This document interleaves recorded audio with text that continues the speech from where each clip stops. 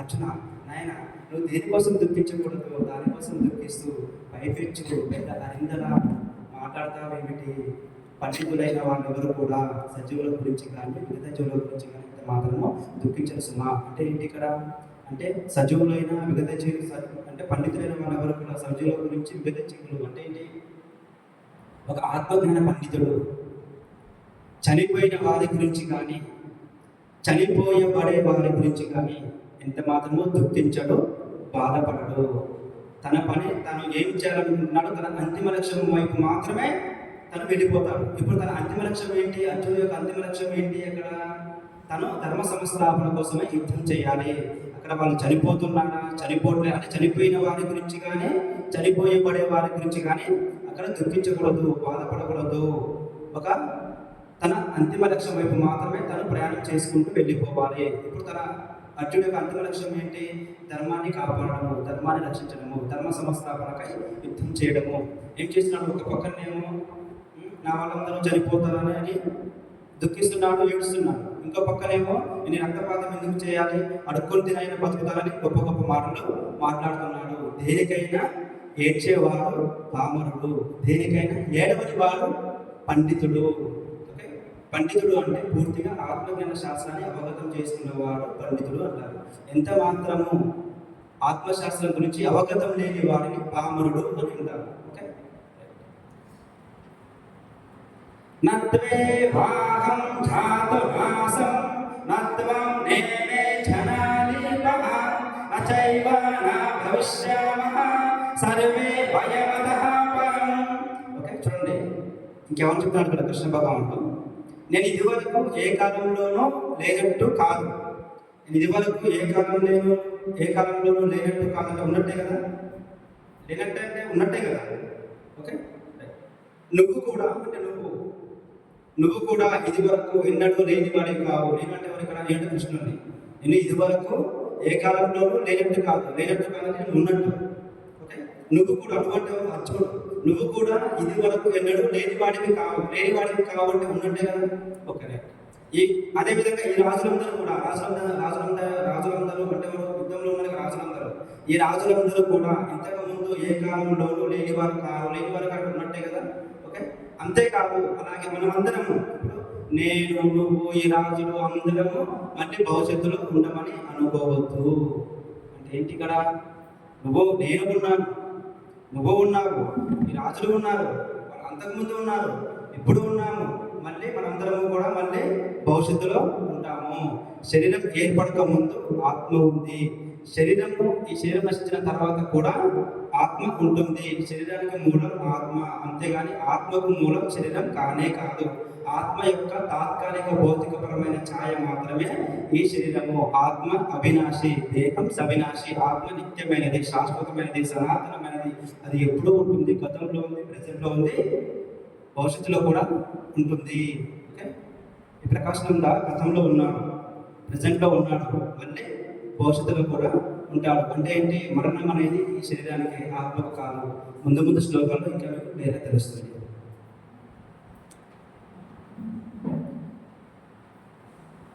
దేహినోస్మిన్ యదా దేహే కౌమారం యౌవనం చరా తదా దేహాంతర ప్రాప్తిః ధీరసస్రనా ముహ్యతే.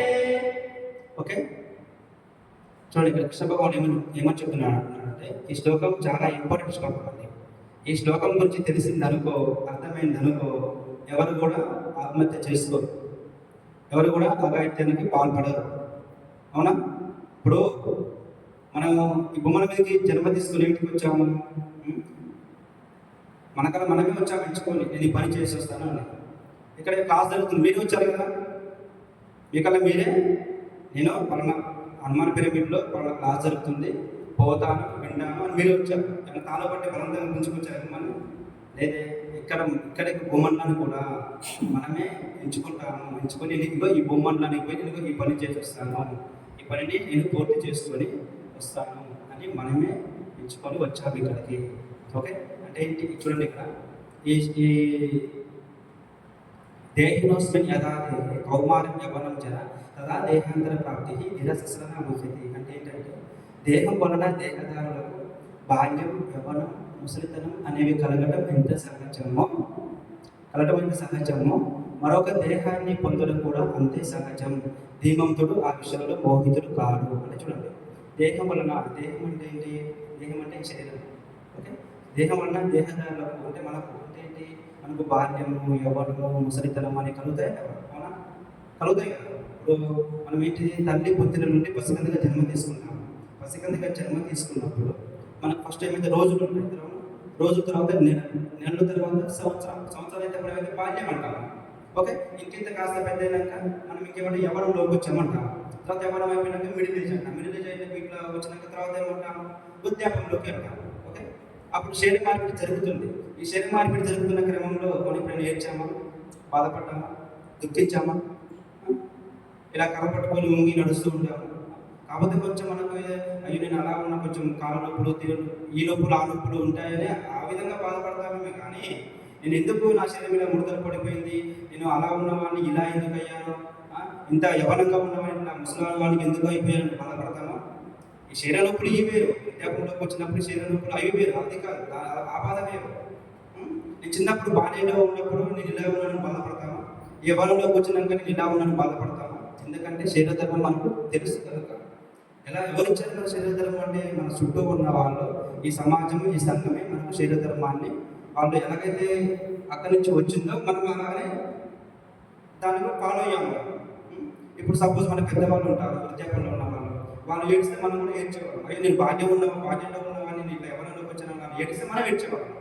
అయ్యో నేను యవ్వనంలో ఉన్నవాడిని, నేను వృద్ధాపంలోకి వచ్చాను ఏడిస్తే వాళ్ళు ఏడ్చేవాళ్ళు. వాళ్ళు ఏడిస్తే మనం ఏడ్చేవాళ్ళం. అవునా? వాళ్ళు ఏడవలేదు, మనము కూడా ఏడవడం. అంటే మనం వాళ్ళ కాంచి చూసి నేర్చుకున్నాం. ఓకే, మరి ఎందుకు ఒక మనిషి అంటే శరీరాన్ని వదిలేసినప్పుడే ఎందుకు ఏడుస్తున్నారు, బాధపడుతున్నారు, దుఃఖిస్తున్నారు? వాళ్ళు ఏడుస్తున్నారు. ఇప్పుడు ఒక మనిషి చనిపోయినప్పుడు అంటే శరీరాన్ని వదిలేసినప్పుడు వాళ్ళ కోసం వాళ్ళు ఏడుస్తలే కదా మనం ఏడ్చేది. మనకేం తెలుసు? సపోజ్ చిన్నపిల్లోడు ఉన్నాడు, మనకి మెల్లిమెల్లిగా ఇప్పుడే మనసు అనేది ఏర్పడుతుంది. మనకేం తెలుసు? ఎవరైనా శరీరాన్ని వదిలేసినప్పుడు అందరూ గుంపుకొని ఏడుస్తుంటే బదులుగా పడేది, అయ్యో మమ్మీ డాడీ ఏమైంది, ఎందుకు మీరు అందరూ ఏడుస్తున్నారు? లేదా బాబాయ్కి ఏమైంది, లేదా తాతయ్యకి ఏమైంది, నానమ్మకు లేదా ఎవరికో ఏమైంది, అక్కడ పడుకున్నాడు ఎందుకు, చనిపోతున్నాడు పడుకున్నాడు ఎందుకు, తాతయ్య పడుకున్నాడు ఏంటి, మమ్మీ నిద్రపోతున్నాడు ఏంది, బాబాయ్ నిద్రపోతున్నాడు ఏంటి, అవునా? అలాగే అంటారు, పడుకున్నాడు నిద్రపోతున్నాడు ఎందుకు మీరు ఏడుస్తున్నారు అంటే ఏం చెప్తాను? అయ్యో కొడక ఇక లేడునైనా, మీ బాబాయ్ లేడు, మీ తాతయ్య లేడు, మీ నాన్నమ్మ లేడు, ఇట్లా ఈ పర్పస్లో మనము చెప్తాం వాళ్ళకి, ఏడుస్తాము. ఇక లేడు, ఇక పోయిండు, ఇక రాడు అని చెప్పినప్పుడు ఓహో చనిపోయాడా, ఇక లేడా, ఇక రాడా అని అప్పుడు ఏమైంది? కొంచెం మనసు ఏర్పడి కొంచెం దుఃఖం, అప్పటికి అవగాహన వస్తుంది. కొంచెం పెరిగి పెద్ద అయినాక మళ్ళీ ఎవరైనా శరీరాన్ని వదిలేసినప్పుడు, చనిపోయినప్పుడు అతను ఏం చేస్తాడు? ఏడవడం మొదలు పెడతాడు. అదే ముందే మనకు ఈ ఆత్మజ్ఞానం తెలిస్తే అప్పుడు నాయన ఓన్లీ మీ బాబాయ్, మీ తాత ఎవరు వాళ్ళు శరీరాన్ని మాత్రమే వదిలేశారు, శరీరం నశించిపోయింది, ఖరాబ్ అయిపోయింది, ఆత్మ నిత్యమైనది, శాశ్వతమైనది నైనా, సనాతనమైనది నైనా, అది ఎప్పుడు ఉంటుంది నైనా, దేహాంతర ప్రాప్తి అంటే మళ్ళీ వేరొక దేహంలోకి ప్రవేశిస్తుంది నైనా అని ఈ విధంగా కొంతమేర వరకు వాళ్ళకు అర్థమయ్యే రీతిలో ఆత్మ గురించి చెబితే వాళ్ళకు అర్థమవుతుంది. కొంచెం దుఃఖం అనేది మెల్లిమెల్లిగా మనం ఎదుగుతున్న కొద్దీ దుఃఖం నుంచి మనం బయటపడతాం. కానీ ఇక్కడ ఏమవుతుంది? మనం ఎదుగుతున్న కొద్దీ మనతో పాటు దుఃఖం కూడా ఎదుగుతుంది. అవునా? మనతో పాటు దుఃఖం కూడా ఎదుగుతుంది. అదే ఆత్మధర్మం గురించి తెలిస్తే మనం ఎదుగుతున్న కొద్దీ దుఃఖం అనేది డౌన్ అయిపోతూ ఉంటుంది. కాబట్టి మనమందరం ఇక్కడ ఆత్మ గురించి తెలుసుకోవాలి. మనందరం శరీరం ఆత్మ చెప్పండి, మరి ఆత్మనే కదా. మరి ఆత్మ అన్నప్పుడు మరి ఈ ఆత్మ గురించి తెలుసుకోవాలా లేదా? ఈ ఆత్మ గురించి తెలుసుకోవాలంటే ఏం చేయాలి? ఎక్కడ ఉంది? ఎలా దీన్ని మనం పూర్తిగా అవగతం చేసుకోవాలంటే భగవద్గీత అంటేనే ఆత్మ అంటేనే భగవద్గీత అనేది కులానికో, మతానికో, సంఘానికో సంబంధించినది కాదు. ఈ భూమండలం మీదకి జన్మ తీసుకొని వచ్చిన ప్రతి ఒక్క మానవుడి జీవన విధానము, నడవడిక భగవద్గీత. నాకన్నా మీరు 100 పుస్తకాలు, 1000 పుస్తకాలు చదివి ఉండొచ్చు, నాకన్నా 100 మాటలు ఎక్కువగా మాట్లాడవచ్చు, ఒక 1000 మందికి సమాధానం చెప్పి ఉండొచ్చు. నేను వచ్చి మీ దగ్గరికి వచ్చి ఆత్మ గురించి అడిగితే అప్పుడు మీరేమంటారు? అప్పుడేమైంది? నూనెలో పెడతారు. అసలనేది ఈ ఆత్మ గురించి ఇప్పుడు మనల్ని ఆపరేట్ చేసేది ఇదే కదా. మరి దేని గురించి తెలుసుకోవాలి కదా. దేని గురించి తెలుసుకుంటే మనం ఎలా ఉండాలి ఏంటి అదే గీత ఏం చెప్తుందంటే, నీవు జీవితంలో దేన్ని అంటుకోవాలి, దేన్ని అంటుకోకూడదు, దేన్ని ముట్టుకోవాలి, దేన్ని ముట్టుకోకూడదు అని తెలియపరిచే గొప్ప గ్రంథమే భగవద్గీత. అది చెప్తుంది దేన్ని అంటుకోవాలి నువ్వు. అదే చెప్తుంది గీత. శ్రీకృష్ణ పరమాత్ముడు మనకు అర్జునుడు కాదు కదా, అర్జునుడు ఈ ప్రపంచ మానవాళి కోసము అర్జునుడికి శ్రీకృష్ణ పరమాత్ముడు గీతను ఉపదేశించాడు. ఈ ప్రపంచ మానవాళి కోసం, మనందరి కోసం అని చెప్పు నాయన, ఇలా బతుకు, ఇలా ఉండు, ఇలా జీవించు, ఇలా మాట్లాడు, ఇది కర్మయోగము, ఇది జ్ఞానయోగము, ఈ విధంగా ఉంటుంది, ఇది కర్మ సన్యాస యోగము. ఇవన్నీ మనకు 18 అధ్యాయాలు ఉంటాయి, 18 యోగాలు ఉంటాయి. అవన్నీ చదివితే అప్పుడు మనకు కృష్ణ పరమాత్ముడు ఇచ్చిన ఆయన నోటి నుంచి వచ్చిన జ్ఞాన కలిగలవి, సాక్షాత్తు భగవద్ నుంచి వచ్చిన జ్ఞాన కలిగలవి. ఏ విధంగా ఆలోచించుకోవాలి, ఏ విధంగా నడుచుకోవాలి. ఈ ప్రపంచ మానవాళి కోసం శ్రీకృష్ణ పరమాత్ముడు భగవద్గీతను ఒక గీత గీశాడు. ఏం గీశాడు? ఈ ప్రపంచ మానవాళి కోసం శ్రీకృష్ణ పరమాత్ముడు భగవద్గీత అనే ఒక గీత గీశాడు. ఆ గీతకు లోబడి ఉంటే దినదిన ఆనందమే ఆనందము. గీతను దాటి ప్రవర్తిస్తున్నాము కాబట్టి దినదిన కష్టము నష్టము, నష్టము కష్టము. అందుకని ప్రతి ఒక్కరము మనము గీతను చదవాలి. గీతను చదివితే మనకు ఆత్మశైర్యాన్ని వస్తుంది. గుండె నిండా ఆత్మశైర్యాన్ని నింపగలిగేది భగవద్గీత. భయం అన్నది లేనే లేదు అని తెలియపరిచే గొప్ప గ్రంథమే భగవద్గీత. మరణం అన్నది లేనే లేదు అని తెలియపరిచే గొప్ప గ్రంథమే భగవద్గీత. ఏ పుస్తకాల్లో ఉంటుంది చెప్పండి? అంటే ఇతర పుస్తకాలు నేను చదవద్దు అని అంటలేదు. గొప్ప గొప్ప మహాత్ములు, గొప్ప గొప్ప యోగేశ్వరులు ఇచ్చిన జ్ఞానం అది. అవి చదవండి. దాంతోపాటు దానికంటే ముందు ఇది చదవండి, ఇది తెలుసుకోండి, ఇది తెలుసుకోండి, ఇది చదవండి. సపోజ్ మీరు ఉన్నారు, ఇప్పుడు ఒక మెకానిక్ ఉంటాడు. ఆ మెకానిక్ మన సపోజ్ కార్ మెకానిక్ ఉందండి. ఆ కార్ని మనం ఆపరేట్ చేయాలంటే ముందుగా ఆ కార్ గురించి మొత్తం తెలుసుకుంటాడు కదా, నేర్చుకుంటాడు కదా. ఆ మెకానిక్ వచ్చిన దగ్గరికి, ఆ మెకానిక్ అయితే ఎవరికైతే పూర్తిగా వస్తుందో వాళ్ళ దగ్గరికి వెళ్ళి రూపాయలు కూడా పైసలు తీసుకోకుండా, పైసలు కూడా ఇవ్వరు, వాళ్ళు నేర్చుకుంటారు. నెలలు ధరపడి, సంవత్సరాల ధరపడి వీళ్ళే వస్తుంది పైసలు ఇచ్చి. అప్పుడు పూర్తిగా ఆ ఎక్కడ బోల్ట్ ఉంది, ఎక్కడ నట్టు ఉంది, ఎక్కడ స్టేరింగ్ ఉంది, ఎక్కడ గిల్ల ఉంది, ఎక్కడ టైరు ట్యూబ్ అన్నీ మొత్తం నేర్చుకున్నాక అప్పుడు తను ఆ వర్క్ మొత్తం పూర్తిగా వచ్చినాక అప్పుడు మనం దాని మీద తను ఆపరేట్ చేస్తాడు. అవునా కదా? మనం కూడా అలాగనే ఫస్ట్ మనం దీని గురించి తెలుసుకోవాలి, ఈ ఆత్మ గురించి తెలుసుకోవాలి. ఈ ఆత్మ గురించి తెలుసుకుంటేనే మనం అప్పుడు దీని మీద మనకు పూర్తి పట్టు వస్తుంది. అప్పుడు మనం దీన్ని పూర్తిగా ఆపరేట్ చేయగలుగుతాం. అవునా? సపోజ్ మీరే ఉన్నారు, మీరు ఇప్పుడు వంట చేయాలి. వంట చేయాలి, డైరెక్ట్గా వంట చేస్తారా? చిన్నప్పటి నుండి తల్లి కానించో, లేదా అమ్మమ్మ కానించో, నాన్నమ్మ కానించో, ఇంట్లో అందరి కానించి మెల్లిమెల్లిగా వంట నేర్చుకుంటూ తిట్టు తిడతారు. అలాగే మెల్లిమెల్లిగా మీరు ఒక స్టేజ్కి వచ్చేసరికి వంట నేర్చుకుంటారు. పూర్తిగా ఆ వంట మీద మీకు అవగాహన వస్తుంది, ఒక పట్టు వస్తుంది. అప్పుడు దాన్ని మీరు చేయగలుగుతారు. అవునా? ఒక 10 మంది కంటే ఉండి పెట్టగలుగుతారు. మరి ఇది కూడా అంతే. ఆ ప్రాపంచికమైన సపోజ్ ఒక ఉద్యోగం చేయాలనుకున్న వాళ్ళు ఉంటారు. ఒక ఉద్యోగం సపోజ్ ఒక ఐపీఎస్, ఒక ఐఏఎస్ చదువుకునే ఎవరైనా సరే ఉద్యోగం చేయాలనుకునే వాళ్ళు ఏం చేస్తారు? డైరెక్ట్ వాళ్ళకి ఉద్యోగం వస్తుందా? ఒక 25 సంవత్సరాలు, 30 సంవత్సరాలు స్కూల్కి వెళ్ళి, కాలేజ్కి వెళ్ళి, ఇంకా ఇన్స్టిట్యూట్లోకి వెళ్ళి, అకాడమీలోకి వెళ్ళి కోర్సులు తీసుకొని దాని మీద పూర్తిగా అధ్యయనం చేసి దాని మీద ఒక పట్టు తెచ్చుకొని దాని మీద అవగాహన తెచ్చుకొని అప్పుడు వాళ్ళు ఎగ్జామ్ రాసినప్పుడు క్వాలిఫై అయితే వాళ్ళకి ఉద్యోగం వస్తుంది. అవునా? మరి ఆ ప్రాపంచికమైన వాటిని నడిపించడం కోసమే నీ సగం జీవితాన్ని పరంగా పెట్టి నువ్వు చేస్తున్నావే. అది మళ్ళీ తాత్కాలికమది, ఉఫు అంటే పోయేది. అవునా? శాశ్వతమైనదా? కాదు కదా. మరి శాశ్వతమైనది, మరి ఈ శాశ్వతమైన ఆత్మను గురించి మరి నువ్వు తెలుసుకోవా? ఎంత అజ్ఞానం చూడండి, ఎంత అజ్ఞానం ఇది. అవునా కదా? బయట అంటే అది వద్దని అంటలేను, అది కొంతమేర వరకు మన మనుగడకు కావాల్సినది. అన్ని రకాలు ఉన్నాయి. ఏ రంగంలోనైనా మనము మన కనీస అవసరాల కోసం మనం తీసుకోవచ్చు న్యాయంగా, ధర్మంగా. ఓకేనా? మరి అన్ని ప్రయత్నాలు మనం బయట చేస్తున్నప్పుడు అసలు ప్రయత్నాలు దీన్ని ఎందుకు చేయలేకపోతున్నాం మనం? చూడండి, చాలామంది ఏమంటారంటే ధ్యానం చేయండి అని అంటే, ధ్యానమా నేను ఇప్పుడు ఎందుకు చేస్తా, నేను వృద్ధాపంలో ఉన్నప్పుడు చేస్తాను. అవునా? వృద్ధాపంలో ఉన్నప్పుడు చేస్తాను. పిల్లలు ఏమని చెప్తారు, తల్లిదండ్రులు ధ్యానం చేయు, భగవద్గీతలో అధ్యయనం చేయు అని చెప్తే, మమ్మీ నేను ఇప్పుడు ఎందుకు చేస్తాను, నాకు ఇప్పుడే అవసరము, నేను మంచిగా తాగి మంచిగా తిని మంచిగా కోళ్ళను మేకలను తిని మంచిగా ఎంజాయ్ చేసి, నువ్వు అన్నీ ఎంజాయ్ చేసినావు, నువ్వు అన్నీ తిన్నావు, నన్ను ఇప్పుడు పని చేయమంటావా? నేను కూడా మంచిగా అన్నీ తిని అన్నీ చేసి అప్పుడు నాయనా మాకంటే బుద్ధి లేదు, మీ అజ్ఞానంలో ఉన్నాం, మాకప్పుడు చెప్పేటోళ్ళు ఎవరు లేక మేము ఈ తప్పుడు పనులు చేసినాం, ఈ పాప పనులు చేసినాం. ఇప్పుడు మాకు ఏదో ఒక విధంగా మేము ఆ జ్ఞానాన్ని అంతో కొంత తెలుసుకున్నాం, ఆ బుద్ధిని తెలుసుకున్నప్పుడు మేము మీకు చెబుతున్నాము, వినండి, పాటించండి, ఆచరించండి. మనకప్పుడు తెలియక మనం చేస్తాము, చెప్పేవాళ్ళు ఎవరు లేరు. మనకు చక్కగా బదిలిస్తారు, చేపట్టుకొని మనం తీసుకొచ్చి ఇక్కడ పెట్టాడు. సార్ గట్టిగా చప్పట్లు కొడుతున్నాం. తెలుసా మనకు ధ్యానం ఉంది. ధ్యానం అంటే ఏంటి? ఎక్కడనో ఆశ్రమాలకు అడవులకు పరిమితమై దాగి ఉన్న ఆత్మజ్ఞాన రహస్యాలను బట్టబయలు చేసింది బ్రహ్మర్షి సుభాష్ పత్రిజీ. ధ్యానం అంటే ఏంటి?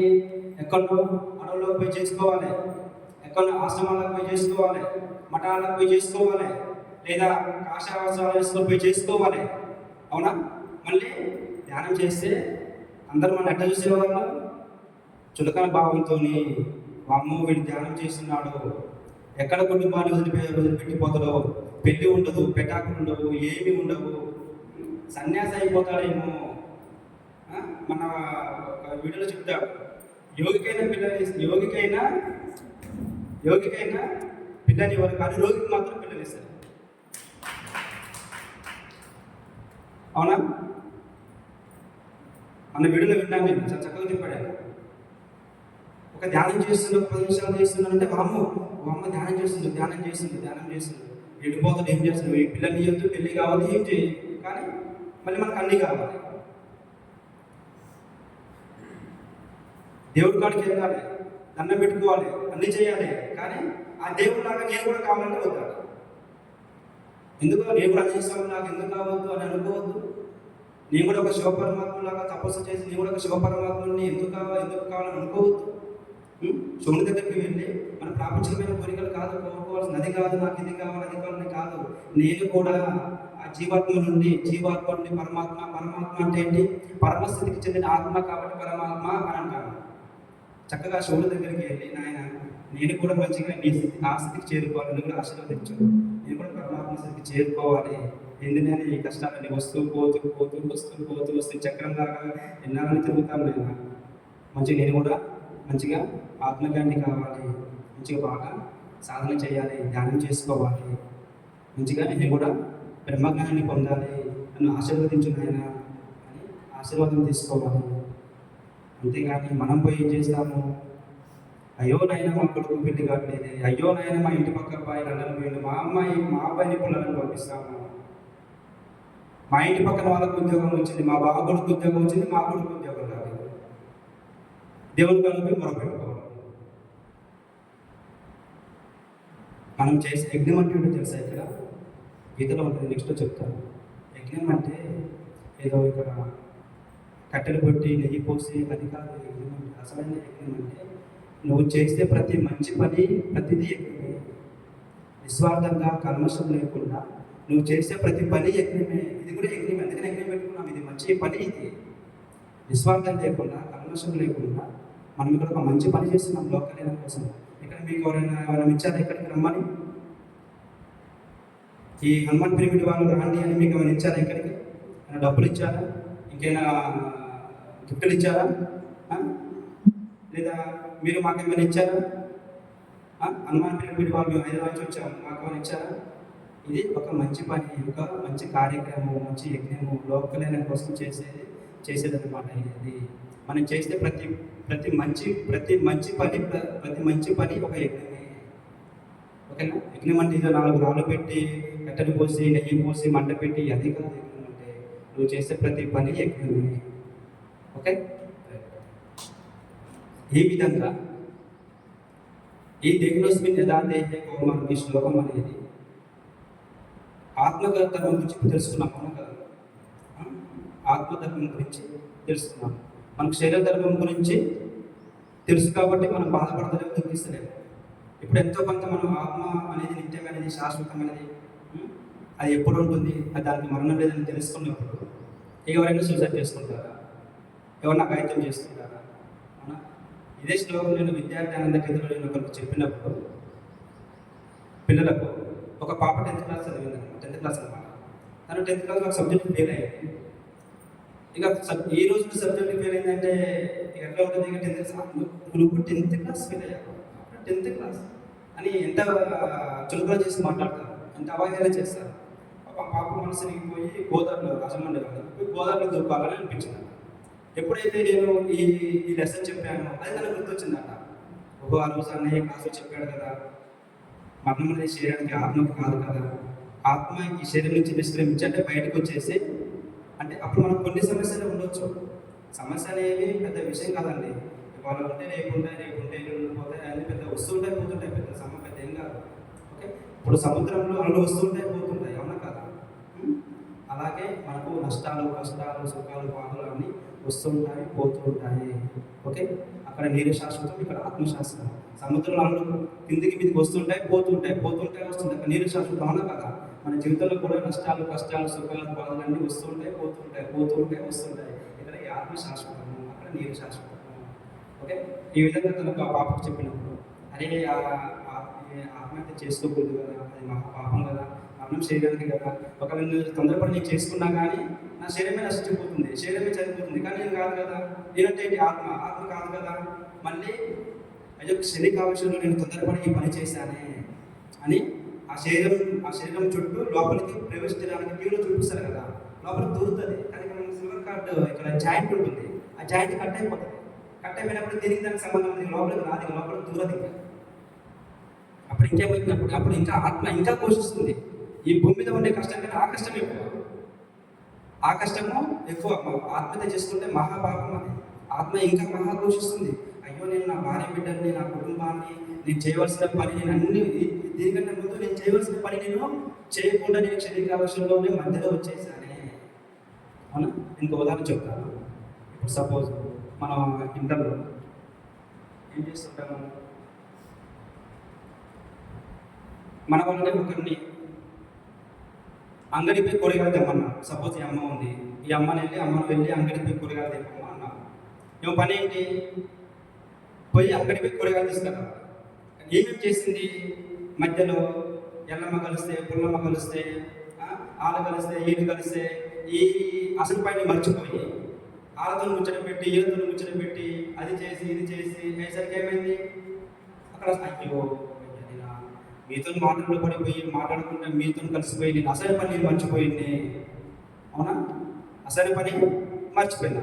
ఇక్కడ నువ్వు ఇది అయిపోయేసరికి ఇక్కడ షాపులు కట్టేసావు, అక్కడ దుకాణం బంద్ అయిపోయింది. అప్పుడు నువ్వేం చేయాలి? వెనక తిరిగి వచ్చినావు. అవునా? వచ్చినావు మళ్ళీ పోవాలి కదా, మళ్ళీ రేపెల్లుండి పోవాలి కదా. అవునా? మళ్ళీ రేపెల్లుండి పోవాలి. మరి జీవితం కూడా అలాగనే ఏదో అజ్ఞానము, ఏదో నష్టాలు, కష్టాలు, ఏదో మనం ఈ ముచ్చట్లు, ఈ అజ్ఞానంలో పడిపోయి చీకట్లు పడిపోయి శనికావశం మన జీవితాన్ని తెంచేసుకున్నాము. మనం చేయవలసిన పని చేసామా? లేదు. మళ్ళీ రావాలన్నా నువ్వు చేయవలసిన కూరగాయలు తెచ్చామా? లేదు. మళ్ళీ రేపైనా పోవాలి కదా. ఎందుకంటే మరి పోకపోతే రేపైనా పోవాలి. అదే నువ్వు ముచ్చట పెట్టుకోకుండా, నువ్వు ఎల్లమ్మ కుటుంబంతో మాట్లాడకుండా చక్కగా నీ పని చేసుకొని పోయి వచ్చేస్తే పని అయిపోతుంది కదా. హాయిగా ఆరాంశంగా ఉండేవాళ్ళు, మళ్ళీ పోవాల్సిన అవసరం ఉండేదా? ఇది కూడా అంతే. ఒక కొటేషన్ చెప్తాను. అంటే ఈ భూమండలం మీదకి నీవు చాలాసార్లు చెప్పాను, ఈ భూమండలం మీదకి నీవు జన్మ తీసుకొని ఏమిటికి వచ్చావో తెలుసుకోకుండా, చూడండి జాగ్రత్తగా వినండి, ఈ భూమండలం మీదకి నీవు జన్మ తీసుకొని ఏమిటికి వచ్చావో తెలుసుకోకుండా, చేయవలసిన పని చేయకుండా, వెళ్ళవలసిన దారిలో వెళ్ళకుండా, దారి తప్పిన నిన్ను సరైన మార్గంలో నడిపించేదే ధ్యానము. చూసారా? సరైన మార్గంలో నడిపించేది ధ్యానము. చీకటిలో బ్రతుకుతున్నాము, అజ్ఞానంలో బ్రతుకుతున్నాము. అవునా? అన్నీ ఉన్నాయి కానీ చీకటి ఉంది. అవునా? అన్నీ ఉన్నాయి, చీకటి ఉంది. ఓకే, ఇప్పుడు ఇక్కడ ఇవన్నీ ఉన్నాయి కానీ చీకటి ఉన్నది. కానీ వెలుతురు వేస్తే కదా మనకి కనిపిస్తుంది. అవునా? వెలుతురు లేకపోతే కనిపిస్తాయా? మరి వెలుతురు అంటే ఏంటి? ఆత్మజ్ఞానం మనకు వెలుగు. ఆ వెలుగు మన దగ్గర ఉండాలి. వెలిగించుకుంటే నీ జీవితం అజ్ఞానం చీకటి పోయి ఆత్మజ్ఞానం మనకి వెలుగు వస్తుంది. అర్థమైందా? ఆత్మజ్ఞానం అంటే అజ్ఞానం అనే చీకటి నుండి, అజ్ఞానం అనే చీకటి పోయి జ్ఞానము, ఆత్మజ్ఞానం అనే వెలుగు వస్తుంది మనకు. ఓకే, ఇప్పుడు సపోజ్ మనం ఇంట్లో ఉన్నామండి, అంటే మన ఇంట్లో ఒకసారి కరెంటు పోయింది, మనం చీకట్లో ఉన్నట్టే కదా. చీకట్లో ఉండి మనం కళ్ళు మూసుకుని అది కిచెన్లో అక్కడ ఆడుంది, లేదా ఫోన్ ఆడుంది, లేదా ఇంకా ఏదేదో వస్తువు ఆడుందని ఇట్లా ఇట్లా ఇట్లా ఇట్లా పెద్దవాళ్ళు ఆడుతుంది, దొరుకుతుందా? పోయి గోడ కొందరు కుట్టుకుంటాం. అవునా? మన జీవితం కూడా ఇంతే ఏడుస్తుంది. మన జీవితం కూడా ఇప్పుడు ఇంతే తగలబడింది. సపోజ్ బోటు వాడకూడదు కానీ ఇంతే ఉంది మన జీవితం కూడా. చీకట్లో ఇంతే ఉంది మన జీవితం. మరి నీకు ఆ వస్తువుని నీకు అది కావాలంటే నీకు వెలుగు కావాలి కదా. మరి మన జీవితం కూడా చాలా ఉన్నతంగా, చాలా అద్భుతంగా తీర్చిదిద్దుకోవాలి, మనం ముందుకు వెళ్ళిపోవాలి అంటే మరి నీకు దారి అనే వెలుగు, నీకు వెలుగు కావాలి కదా. మన వెలుగు ఎలా వస్తుందంటే ధ్యానం చేస్తే వస్తుంది. ధ్యానం చేస్తే ఆ వెలుగు వస్తుంది. నేను ఇక్కడ చూసుకున్నాను, వెలుగు దివే చూసి అంటాను కదా, నేను ఇక్కడ చూసుకున్నాను. మరి ఎలా చూసుకోగలిగాను అంటే బాగా ధ్యానం చేస్తేనే దాన్ని చూసుకోగలిగాను. ఆ వెలుగు అది రావాలి, బాగా ధ్యానం చేయాలి. ఇక్కడ 2019లోనే ఇక్కడ బ్రహ్మాండం ఏర్పడింది. ఎలా ఏర్పడింది? బాగా సాధన చేస్తే ఏర్పడింది. నేను ఎప్పటికంటే కూడా ఆసంతాలు చేస్తాను, దాదాపు 40 సార్లు చేసిన ఆసంతాలు.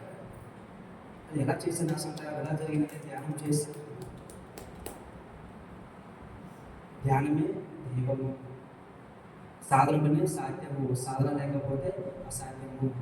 ముందు ప్రతి ఒక్కరికి నేను ఏం చెప్తా అంటే ముందు సాధన, ముందు ధ్యానం, ధ్యానం తర్వాతనే ఏదైనా, భౌతికైనా సరే, ఏదైనా సరే, ఏదైనా సరే ముందు ధ్యానం తర్వాతనే. ఈ ప్రపంచంలో నీకు కష్టం వచ్చినా, నష్టం వచ్చినా, బాధ వచ్చినా, రోగం వచ్చినా, ఏది వచ్చినా సరే ఎన్నో బాగుపరిచి నయం చేయగలిగే ఒకే ఒక మెడిసిన్ ఏదైనా ఉంది అంటే ధ్యానం మాత్రమే.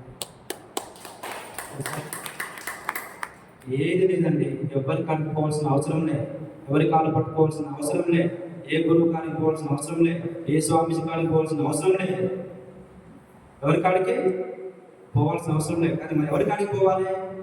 పోవాలి, ఒక్కరి కాడికి పోవాలి, ఒక్కరి కాడికి పోవాలి. ఆ ఒక్కరి అంటే నీవే, నీ కాడికి నీవే పోవాలి, నీ కాడికి నీవే పోవాలంటే నీ లోపలికి నువ్వే పోవాలి.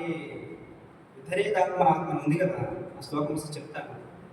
ఈ లోపలికి నువ్వే పోవాలి, ఎవరి కాడికి పోయినా ఏమీ కాదు. ఇది అన్నమాట. అందుకని ఎవరు కూడా ఆత్మహత్య చేసుకోకూడదు. మరణం అనేది సహజంగా రావాలి, మరణం అనేది సహజంగా రావాలి, సహజంగా జరగాలి. బలవంతంగా చేసుకోకూడదు, ఎందుకంటే అది మనది కాదు. అవునా? దైవ నిర్ణయం, వచ్చాము, దైవ నిర్ణయం, పోతాము. అంటే మన చేతిలో ఏమీ లేదు, ఒక ఆట బొమ్మలు మాత్రమే. ఆడేవాడు, ఆడించేవాడు ఉన్నాడు. అందుకన మళ్ళీ కిందికి పైకి దిగుతున్నాడు అంతే. పైకి కిందికి ఇప్పుడు ఒక ఉయ్యాలలో ఒక పిల్లవాడిని కట్టేస్తాను. అవునా? పిల్లవాడిని ఆ ఉయ్యాలలో పెడతాము. ఆ పిల్లవాడిని ఆ ఉయ్యాలలో నమ్ముతుంది కదా, మనం పోయి ఊపుతలే కదా, ఆ కిందికి పైకి ఊపుతుంది. ఆ పిల్లవాడిని ఏమైనా ఉన్నదా? మన గొప్పతనం ఏమైనా ఉన్నదా? లేదే. మనకు కూడా అంతే, మన గొప్పతనం ఏమీ లేదు. అక్కడ మనం ఊపుతున్నాడు అంతే. ఊపి ఊపి ఊపి ఊపి ఏదో ఒక రోజు పోతాం, వెళ్ళిపోతాం, శరీరం వదిలేసి. అవునా? ఆ పిల్లవాడిని కూడా ఊపి ఊపి ఎప్పుడు ఊపుతున్నావా? ఊపి ఊపి ఊపి తర్వాత గంటకు 2 గంటలకు ఎత్తుకుంటాం కదా. మనల్ని కూడా భగవంతుడు ఎత్తుకుంటాడు, మనం కూడా అది ఎత్తుకుంటుంది అనమాట. తీసుకుని ఈ శరీరాన్ని వదిలేసి వెళ్ళిపోతాం. Okay, right. యయేనం వేది హంతానం యచైనం మన్యతే హతం భువౌ న విజానీతో నాయం అంతిన न हन्यते य एनं भेति हन्तारं यचैनं मन्यते हतम् उपगतौ न विजानीतो नायं हन्ति न हन्यते. ఓకే చూడండి ఏమంటారంటే ఇక్కడ కృష్ణ భగవానుడు చూడండి ఈ ఆత్మను చూడండి ఎంతసేపు చెప్పిందంటే ఇప్పుడు మీకు అందులో అర్థమైంది. ఇవన్నీ నేను చెప్పే మాటలు కాదండి, నా నోటి నుంచి నా స్వయంగా చెప్పేది కాదు, ఇక్కడ గీతలో ఉన్నది మాత్రమే చెప్తున్నాను. శ్రీకృష్ణ పరమాత్ముడు ఏదైతే అర్జునుడికి బోధించాడో అర్జునుడికి ఉపదేశించాడో ఆ శ్రీకృష్ణ పరమాత్ముడు చెప్పినటువంటి జ్ఞాన కణికలే మీకు జస్ట్ ఒక ఇన్ఫర్మేషన్, ఒక వారధిగా, ఒక మధ్య వారధిగా మాత్రమే చదివి నేను మీకు ఎక్స్ప్లెయిన్ చేస్తున్నాను అంతే. ఇందులో నా గొప్పతనం ఏమీ లేదు, నేను స్వయంగా ఇందులో కల్పించేది ఏం లేదు, నేను స్వయంగా నేనేదో చెప్తున్నానని కూడా మీరు అనుకోమాకండి. నేను ఒక నిమిత్తమైన మాత్రమే, ఇక్కడ ఉన్నది ఇందులో ఉన్నది చదివి మీకు ఎక్స్ప్లెయిన్ చేస్తున్నాను అంతే. మీరు కూడా చదివి ఎక్స్ప్లెయిన్ చేయొచ్చు కదా, ఒక విషయం కాదు ఇది, మీరు కూడా చదివి దీన్ని ఎక్స్ప్లెయిన్ చేయొచ్చు. Okay right. చూడండి ఈ ఆత్మను చంపేదానిగా కానీ చంపబడేదానిగా కానీ భావించే వాళ్ళు కేవలం అజ్ఞానులు మాత్రమే. ఎందువల్లనంటే ఈ ఆత్మ చంపదు. ఇప్పుడు సరిపోయింది రైట్. ఎందువల్లనంటే ఈ ఆత్మ చంపదు, చంపబడదు. అర్థమైంది? ఎప్పుడు కృష్ణ భగవాన్ ఏమంటున్నాడు దీని ద్వారా, నువ్వు అర్జున ఈ ఆత్మను చంపేదానిగా కానీ చంపబడేదానిగా కానీ భావించేవారు కేవలం అజ్ఞానులు మాత్రమే. ఎందువలనంటే ఈ ఆత్మ చంపదు, చంపబడదు. ఓకే. నా జాయతే మ్రియతే వా కదాచిత్ నాయం భూత్వా అవిజావాని భూయః అజో నిత్యః శాశ్వతోయం పురాణో న హన్యతే హన్యమానే శరీరే. ఓకే ఏమంటాడు కృష్ణ భగవానుడు? చూడండి ఆత్మ పుట్టేదిగా కానీ చనిపోయేది కానీ కాదు. చూసారా, ఆత్మ పుట్టేది కానీ కాదు, మరి చనిపోయేదని కూడా కాదు. అలాగని ఒకప్పుడు ఉండేది మరొకప్పుడు ఉండనిది అని కూడా కాదు. అంటే ఒకప్పుడు ఉండేది మరొకప్పుడు ఉండనిదని కూడా కాదు.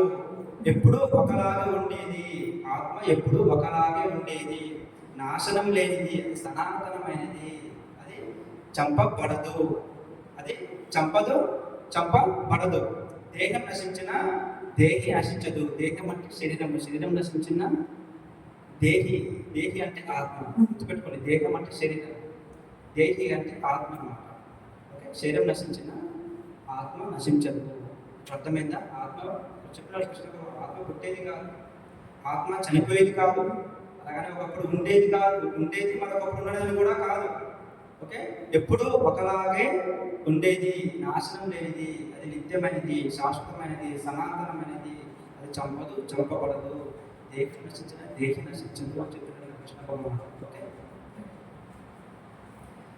వాసాంసి జీర్ణాని యదా విహాయ నవాని గృహణాతి నరోపరాణి తదా శరీరాన్ని విహాయ జీర్ణ నన్యాని సంయాతి నవాని దేహి. ఓకే, ఇక్కడ కృష్ణ భగవాన్ ఏమంటున్నాడంటే చూడండి, ఇంకా చాలా అర్థమైనది ఈ శ్లోకం మీకు ఇప్పుడు ఈ అర్థం అనేది. చూడండి ఇక్కడ శ్రీకృష్ణ కృష్ణ భగవాన్ ఏమంటున్నాడంటే చిరిగిపోయిన బట్టలను వదిలి, చూడండి చిరిగిపోయిన బట్టలను వదిలి మనం నూతన వస్త్రాలను ధరిస్తున్నట్టే నిరుపయోగమైన ఈ శరీరాన్ని వదిలి ఆత్మ వేరే కొత్త దేహంలోకి ప్రవేశిస్తుంది. చూడండి అర్థమైనా? ఏంటంటే చిరిగిపోయిన బట్టలను వదిలి, ఇప్పుడు సపోజ్ మనం బట్టలు కొనుక్కున్నామండి, అవునా? సపోజ్ ఈ షర్ట్ కొనుక్కున్నాను, షర్ట్ కొత్తగా ఉందామన్నా కదా, మనం వెనకది కొనుక్కున్నాం. ఓకే, అయితే ఏమైంది, ఇది ఒక 2 నెలలు వేసుకుంటాను, 3 నెలలు వేసుకుంటాను, 1 సంవత్సరం 2 సంవత్సరాలు వేసుకుంటాను. ఏదో ఒక రోజు చిరిగిపోతుంది కదా, ఖరాబ్ అయిపోతుంది కదా, పాడైపోతుంది కదా. అప్పుడు దీన్ని ఏం చేస్తాము, మంచిగా ఐరన్ చేసి మంచి మడత పెట్టి పేరులో పెట్టుకుంటాము. అయితే పడేస్తాం కదా, ఎక్కడ పోయి అక్కడ విసిరేస్తాం, అవునా? మళ్ళీ ఏం చేస్తాం, అట్నే ఉంటామా? మళ్ళీ షాప్ పడికి మళ్ళీ కొత్త ఏదో తెచ్చుకుని మళ్ళీ వేసుకుంటాం కదా, అవును? అలాగే ఈ నిరుపయోగమైన ఈ శరీరాన్ని వదిలి, ఎప్పుడైతే శరీరం ఖరాబ్ అయిపోతుందో, ఈ శరీరం అనేది నశించిపోతుందో, ఈ శరీరం అనేది పాడైపోతుందో, అప్పుడు మళ్ళీ ఈ ఆత్మ అనేది మళ్ళీ వేరే కొత్త దేహంలోకి ప్రవేశిస్తుంది. ఓకే, ఇంకోటి చెప్పు. సపోజ్ ఇప్పుడు నేను ఈ షర్టును కొనుక్కున్నాను, ఓకేనా? ఈ షర్టు నేను ఎంత జాగ్రత్తగా చూసుకుంటే ఇది అన్ని ఎక్కువ రోజులు నాకు వస్తుంది, అవునా కదా? అలాగే ఈ శరీరం కూడా, అవునా, ఈ శరీరాన్ని కూడా, ఈ శరీరం ఉన్నది ఆత్మ ఉన్నది కాబట్టి ఈ ఆత్మకు కావాల్సిన ఆహారాన్ని మనం అందించాలి. చలి ధర బాగా చూసుకోవాలి, బాగా ధ్యానం చేయాలి. ఓకే, ఇప్పుడు స్మోక్ చేసాము, దాన్ని పడుతుందా? పడదు. డ్రగ్స్ తీసుకున్నాము, దాన్ని పడుతుందా? పడదు. జీవహింస చేసాము, దాన్ని పడుతుందా? పడదు. అవునా? బాగా డ్రింక్ చేస్తున్నాము, బాగా తాగుతున్నాము, అవి చేస్తున్నాము, ఇవి చేస్తున్నాము, అడ్డమైన పనులు చేస్తున్నాము, పడదు. అది ఉంటుందా? ఉండదు. దానికి కావాల్సింది చేస్తే అది ఉంటుంది. అప్పుడు ఏమవుతుంది? ఆత్మ ఈ శరీరం నుంచి ఎట్లా బయటికి పోవాలా, ఏ విధంగా బయటికి పోవాలా అని ఎప్పటికప్పుడు బయటికి పోవడానికి ప్రయత్నం చేస్తాం. అందుకని అకస్మాత్తుగా యాక్సిడెంట్ అయిపోవడం, ఇంకా ఏదైనా చేసుకోవడం, అదే అనమాట. ఇప్పుడు సపోజ్ చిన్న ఉదాహరణ చెప్తాను. నేను మీ సపోజ్ అమ్మ ఉంది, నేను అమ్మ వాళ్ళ ఇంటికి వెళ్ళాను, చెప్పింది నాకు, నాయన ఒక 2-3 రోజులు అమ్మ ఇంటికి ఉండు అని చెప్పింది. ఓకే, నేను పోయాను. అమ్మ మంచిగా చూసుకుంటేనే కదా నేను 2-3 రోజులు ఇంటికాడ ఉంటాను. సరిగ్గా చూసుకోకపోతే నేను ఉంటానా? సరిగ్గా పట్టించుకోకపోతే నేను ఉంటానా? ఏమని చెప్తాను? అమ్మ నాకు కొంచెం పడుతుందమ్మా, మా సార్ ఫోన్ చేసిండు, లేదా మా అమ్మ ఫోన్ చేసింది, లేదా ఇంకొకరికి ఫోన్ చేసిందని చెప్తాను కదా. సహజంగా మీరు కూడా అంతే, ఎవరిని అంతే పోతాం. అదే అమ్మ మంచిగా చూసుకుంది అనుకో, అంటే నాకు ఏమైతే కావాలనో అది ఇచ్చింది, అది ఇచ్చి అది అంటే నాకు కావాల్సినట్టు మంచిగా చూసుకుంటే అప్పుడు నేను అక్కడ చూపోతానా? అమ్మ ఇంకా 2 రోజులు ఎక్కువ ఉంటానమ్మా, నేను చాలా బాగుందమ్మా, నాకు చాలా బాగా నచ్చింది, చాలా బాగా చూసుకుంటానమ్మా, మీరు చాలా మంచిగా ఉంది, ఇంకా 2 రోజులు ఎక్కువ ఉంటానమ్మా అని నేను ఎక్స్టెండ్ చేస్తున్నాను. అందుకని ఈ ఆత్మ కూడా ఉంది. కాబట్టి శరీరాన్ని మనం మంచిగా చూసుకోవాలి. ఈ శరీరాన్ని మంచిగా చూసుకుంటే అది లోపల ఉంటుంది, అవునా? ఈ శరీరం అనేది మనము తాగుడు, బానిస, డ్రగ్స్ అవి తీసుకొని ఇవి తీసుకొని స్మోక్ చేస్తే అది ఉంటుందా? పోతుంది, అవునా? ఇప్పుడు ఒక మనిషి దగ్గర నేను వెళ్ళాను, ఓకే, సపోజ్ ఆ సార్ కాడికి వెళ్ళాను. ఆ సార్ సిగరెట్ తాగుతున్నాడు, డ్రింక్ చేస్తున్నాడు, స్మోక్ చేస్తున్నాడు, అంతా ఉన్నది, నాకు అది పడతలేదు. ఓకే, పడనప్పుడు నేను ఎక్కువసేపు అలాగా ఉండగలుగుతానా? ఆ వాసనకు, ఆ స్మెల్కు నాకు కంఫర్టబుల్ వేస్తున్నా, ఉండగలుగుతానా? ఎప్పుడు పోవాలైనా కానించి ఎప్పుడు పోవాలైనా కానిచ్చినట్టు ఉంటుంది, తొందరగా బయటకు వెళ్ళిపోతాను. అదే ఆయన మంచిగా ఉన్నాను అనుకో, వా సార్ చాలా బాగున్నారు, చాలా మంచిగా మాట్లాడుతున్నారు, చాలా బాగుంది, మీ మాటలు చాలా వినసొంపుగా ఉన్నాయి అంటే అక్కడ పాజిటివ్నెస్ అనేది ఉంటే అరగంట ఇచ్చిన టైం గంట సేపైనా ఉండగలుగుతాం, 2-3 గంటలైనా ఉండగలుగుతాం. 2-3 గంటలు ఉండవలసిన 2 నిమిషాలు వెళ్ళిపోవడానికి మనం ప్రయత్నం చేస్తాం. ఓకే, అర్థమైందా? ఇది అన్నమాట. అంటే ఇక్కడ చెరిగిపోయిన బట్టలు వదిలి మనము నూతన కొత్త బట్టలు తెచ్చుకుని ఎలా వేసుకుంటున్నామో జస్ట్ అంతే, పెద్దగా ఇక్కడ పరాకేం లేదు. మీకు తెలిసి ఈ సూత్రం ఒకటి అర్థమైతే పెద్దగా పరాకే ఉండదు, పెద్దగా ఏం మీకు అర్థమవుతుంది అన్నమాట. ఓకే, ఇక ఎలాగైతే ఈ శరీరం ఖరాబ్ అయిపోయినప్పుడు మనం వేరే దేహంలోకి ప్రవేశిస్తాం. నెక్స్ట్, నైనం చిందంతి శస్త్రాణి నైనం దహతి పావకః అచైనం క్లేదయం త్యాగోన శోషయతి మారుతః. సుజాత శ్లోకం ఎంతో అద్భుతమైనది తెలుసా ఇది? నైనం చిందంతి శస్త్రాణి నైనం దహతి పావకః అచైనం క్లేదయం త్యాగో న శోషయతి మారుతః. చూసారు, ఈ శ్లోకం యొక్క తాత్పర్యం ఏంటంటే కృష్ణ భగవానుడు ఏమంటున్నాడంటే ఈ ఆత్మను శస్త్రాలు ఛేదించలేవు. చూడండి, ఈ ఆత్మను శస్త్రాలు ఛేదించలేవు, అగ్ని దహించలేదు, నీరు తడపలేదు, గాలి ఆరబెట్టడం లేదు. చూసారా, ఈ శ్లోకం ఉంటే ఇంకా పూర్తిగా ఇప్పుడు చెప్పులే మనం అంత ఆత్మ గురించే.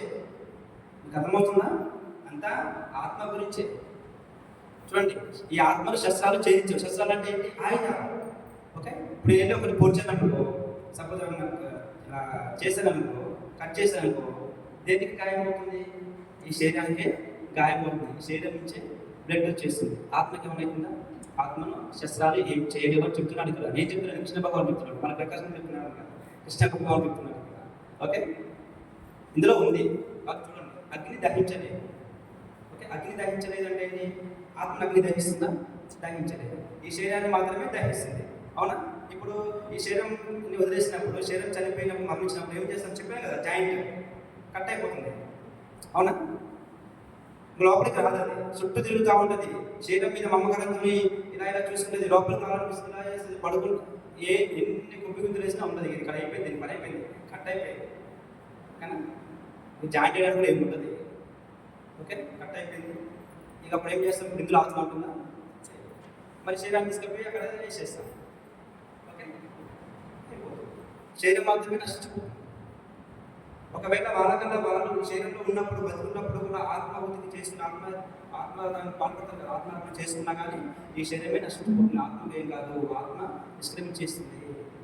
అందుకని అగ్ని దహించలేదు, అగ్ని ఈ ఆత్మను దహించలేదు. ఈ ఆత్మను ఆయుధాలు ఏం చేయలేవు.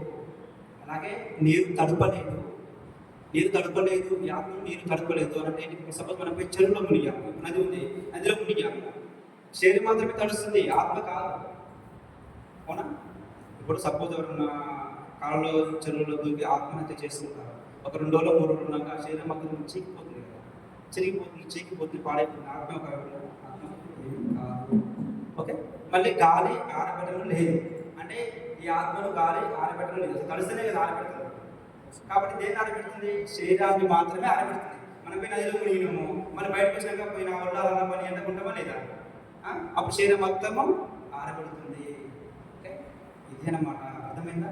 సపోజ్ చిన్న ఉదాహరణ చెప్తాను. శస్త్రాలు ఛేదించేది ఒక జ్ఞాని, ఒక ఇందాక వచ్చింది కదా, ఈ ఆత్మను అంటే చంపబడేదానిగా భావించే వాళ్ళు కేవలం అజ్ఞానం మాత్రమే. ఇందాక ఇంతకుముందు చెప్పుకున్నాను. దానికి దేనికి రిలేటివ్గా చిన్న ఉదాహరణ చెప్తాను. ఓకే, ఒక జ్ఞాని ఒక అజ్ఞాని ఇద్దరు ఉంటారు. ఓకే, వాళ్ళిద్దరు మంచి స్నేహితులు. ఓకేనా? మంచి స్నేహితులకు మంచిగా ఉన్న కాడనే ఏదో ఒక గుంపులు వేస్తుంది. ఓకే, వాయుకునే వాళ్ళకల్లా ఏముండదు. అవునా? నమస్తే నమస్తే నమస్తే నమస్తే, ఏ పగ ఉండదు, ఏ ద్వేషం ఉండదు, ఏమి ఉండదు. ఎప్పుడైతే మనం అంటి పెట్టుకుని ఉంటామో అలాగని ఏదో ఒక నిప్పు రవ్వ రగులుతుంది. ఆ రవ్వ రగిలి ఏమైంది? వాళ్ళిద్దరికి ఒక పచ్చికట్ట వేస్తే ఇక మంట చూసినాక అట్లా పగలు పెరిగినాయి ఇద్దరికి. నువ్వెంత అంటే నువ్వెంత అనే ఇద్దరికి ఇక వాళ్ళకు శత్రుత్వం పెరిగేసరికి ఈ అజ్ఞాని ఉంటాడు కదా, ఈ అజ్ఞాని ఏం చేస్తాడు? ఎక్కువ ఇప్పుడు జ్ఞాని కన్నా అజ్ఞానికి ఎక్కువ ఉండదా? యజ్ఞానికి ద్వేషము, విపరీతము, ఇదంతా పగ, ప్రతీకారము, ఎలాగనే నన్ను చంపాలి, ఎలాగైనా నన్ను చెయ్యాలి అని ఇలాగ రగిలిపోతూ ఉంటాడు. ఒకరోజు ఆయుధాలు అంటే కత్తి పట్టుకొని పోతాడు అన్నాడు. ఆ జ్ఞానికి ఆడికి పోయి వంతు కూడ పెట్టుకుని, అరే నేను చంపేస్తాను, నేను పొడి చేస్తాను, ఎప్పుడే నేను నిల్వ చేసేస్తాను, నువ్వు ఇప్పుడే చంపేస్తాను అంటాడు. అనేసరికి ఆజ్ఞని ఏం చేస్తాడు? నవ్వుతాడు. అదే నువ్వు నన్ను చంపుతావా? నువ్వు నన్ను చంపలేవురా, నువ్వే కాదు ఎవరైనా నన్ను చంపలేదురా, అసలు నాకు చావే లేదు, అసలు నాకు మరణం లేదు, అసలు చనిపోండా అన్నాడు. మీకేం అర్థం కాదు, ఇట్లా మాట్లాడుతున్నాడు. కొంచెం కూడా బెదిరి ఎవరైనా మనకు వస్తే కొడుతుందుకు వస్తేనే అవి భయగా అనుకుంటాం, మాకు ఇంకా అన్నం పెడతారా, అది నా తప్పు పొరాన్ని ఇట్లా బతిలాడతాం, భయపడి వణికిపోతాం. దాంట్లో భయమూ లేదు, వణుకు లేదు. మంచిగా నేను అసలు నాకు చావే లేదు, నేను చనిపోవడం ఎవరు చంపలేదని మాట్లాడుతున్నాడు. ఈయనకేం అర్థం కాక ఎక్కడి నుంచి సపోర్ట్ చేయకుండా వెళ్ళిపోతుంది. అంటే చూడండి, ఏంటంటే ఇక్కడ జ్ఞానికి ఎందుకు చెప్పాను, జ్ఞానికి అజ్ఞానికి ఉన్న తేడా ఇది. ఈ అజ్ఞాని ఏమో శరీర స్థితిలో ఉన్నాడు, అంటే ఈ శరీరం పోతే ఇక లేదు అనే స్థితిలో ఉన్నాడు. ఇది శరీరం తెలుసు. అదే ఈ జ్ఞానికి ఏంటి? ఈ జ్ఞానికి ఆత్మధర్మం తెలుసు కనుక వాడు ఏమంటున్నాడు? నన్ను ఎవరు చంపలేరు, నేను చనిపోను. అంటే ఏంటి? తనకు ఈ శరీరం మాత్రమే చనిపోతుంది, మరణం అనేది ఈ శరీరానికి, ఆత్మకు కాదన్న విషయము తను తెలుసుకున్నాడు. ఇంకొక చనిపోతాడా? తను చావుందా? ఎప్పటికీ లేదు. ఓకే, ఇది అన్నమాట.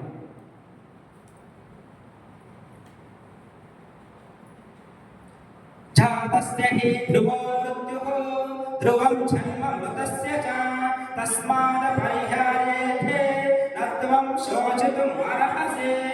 జాతస్య హి ధ్రువో మృత్యుః ధ్రువం జన్మ మృతస్య చ తస్మాద్ పరిహార్యేతే నత్వం శోచితుం అర్హసి.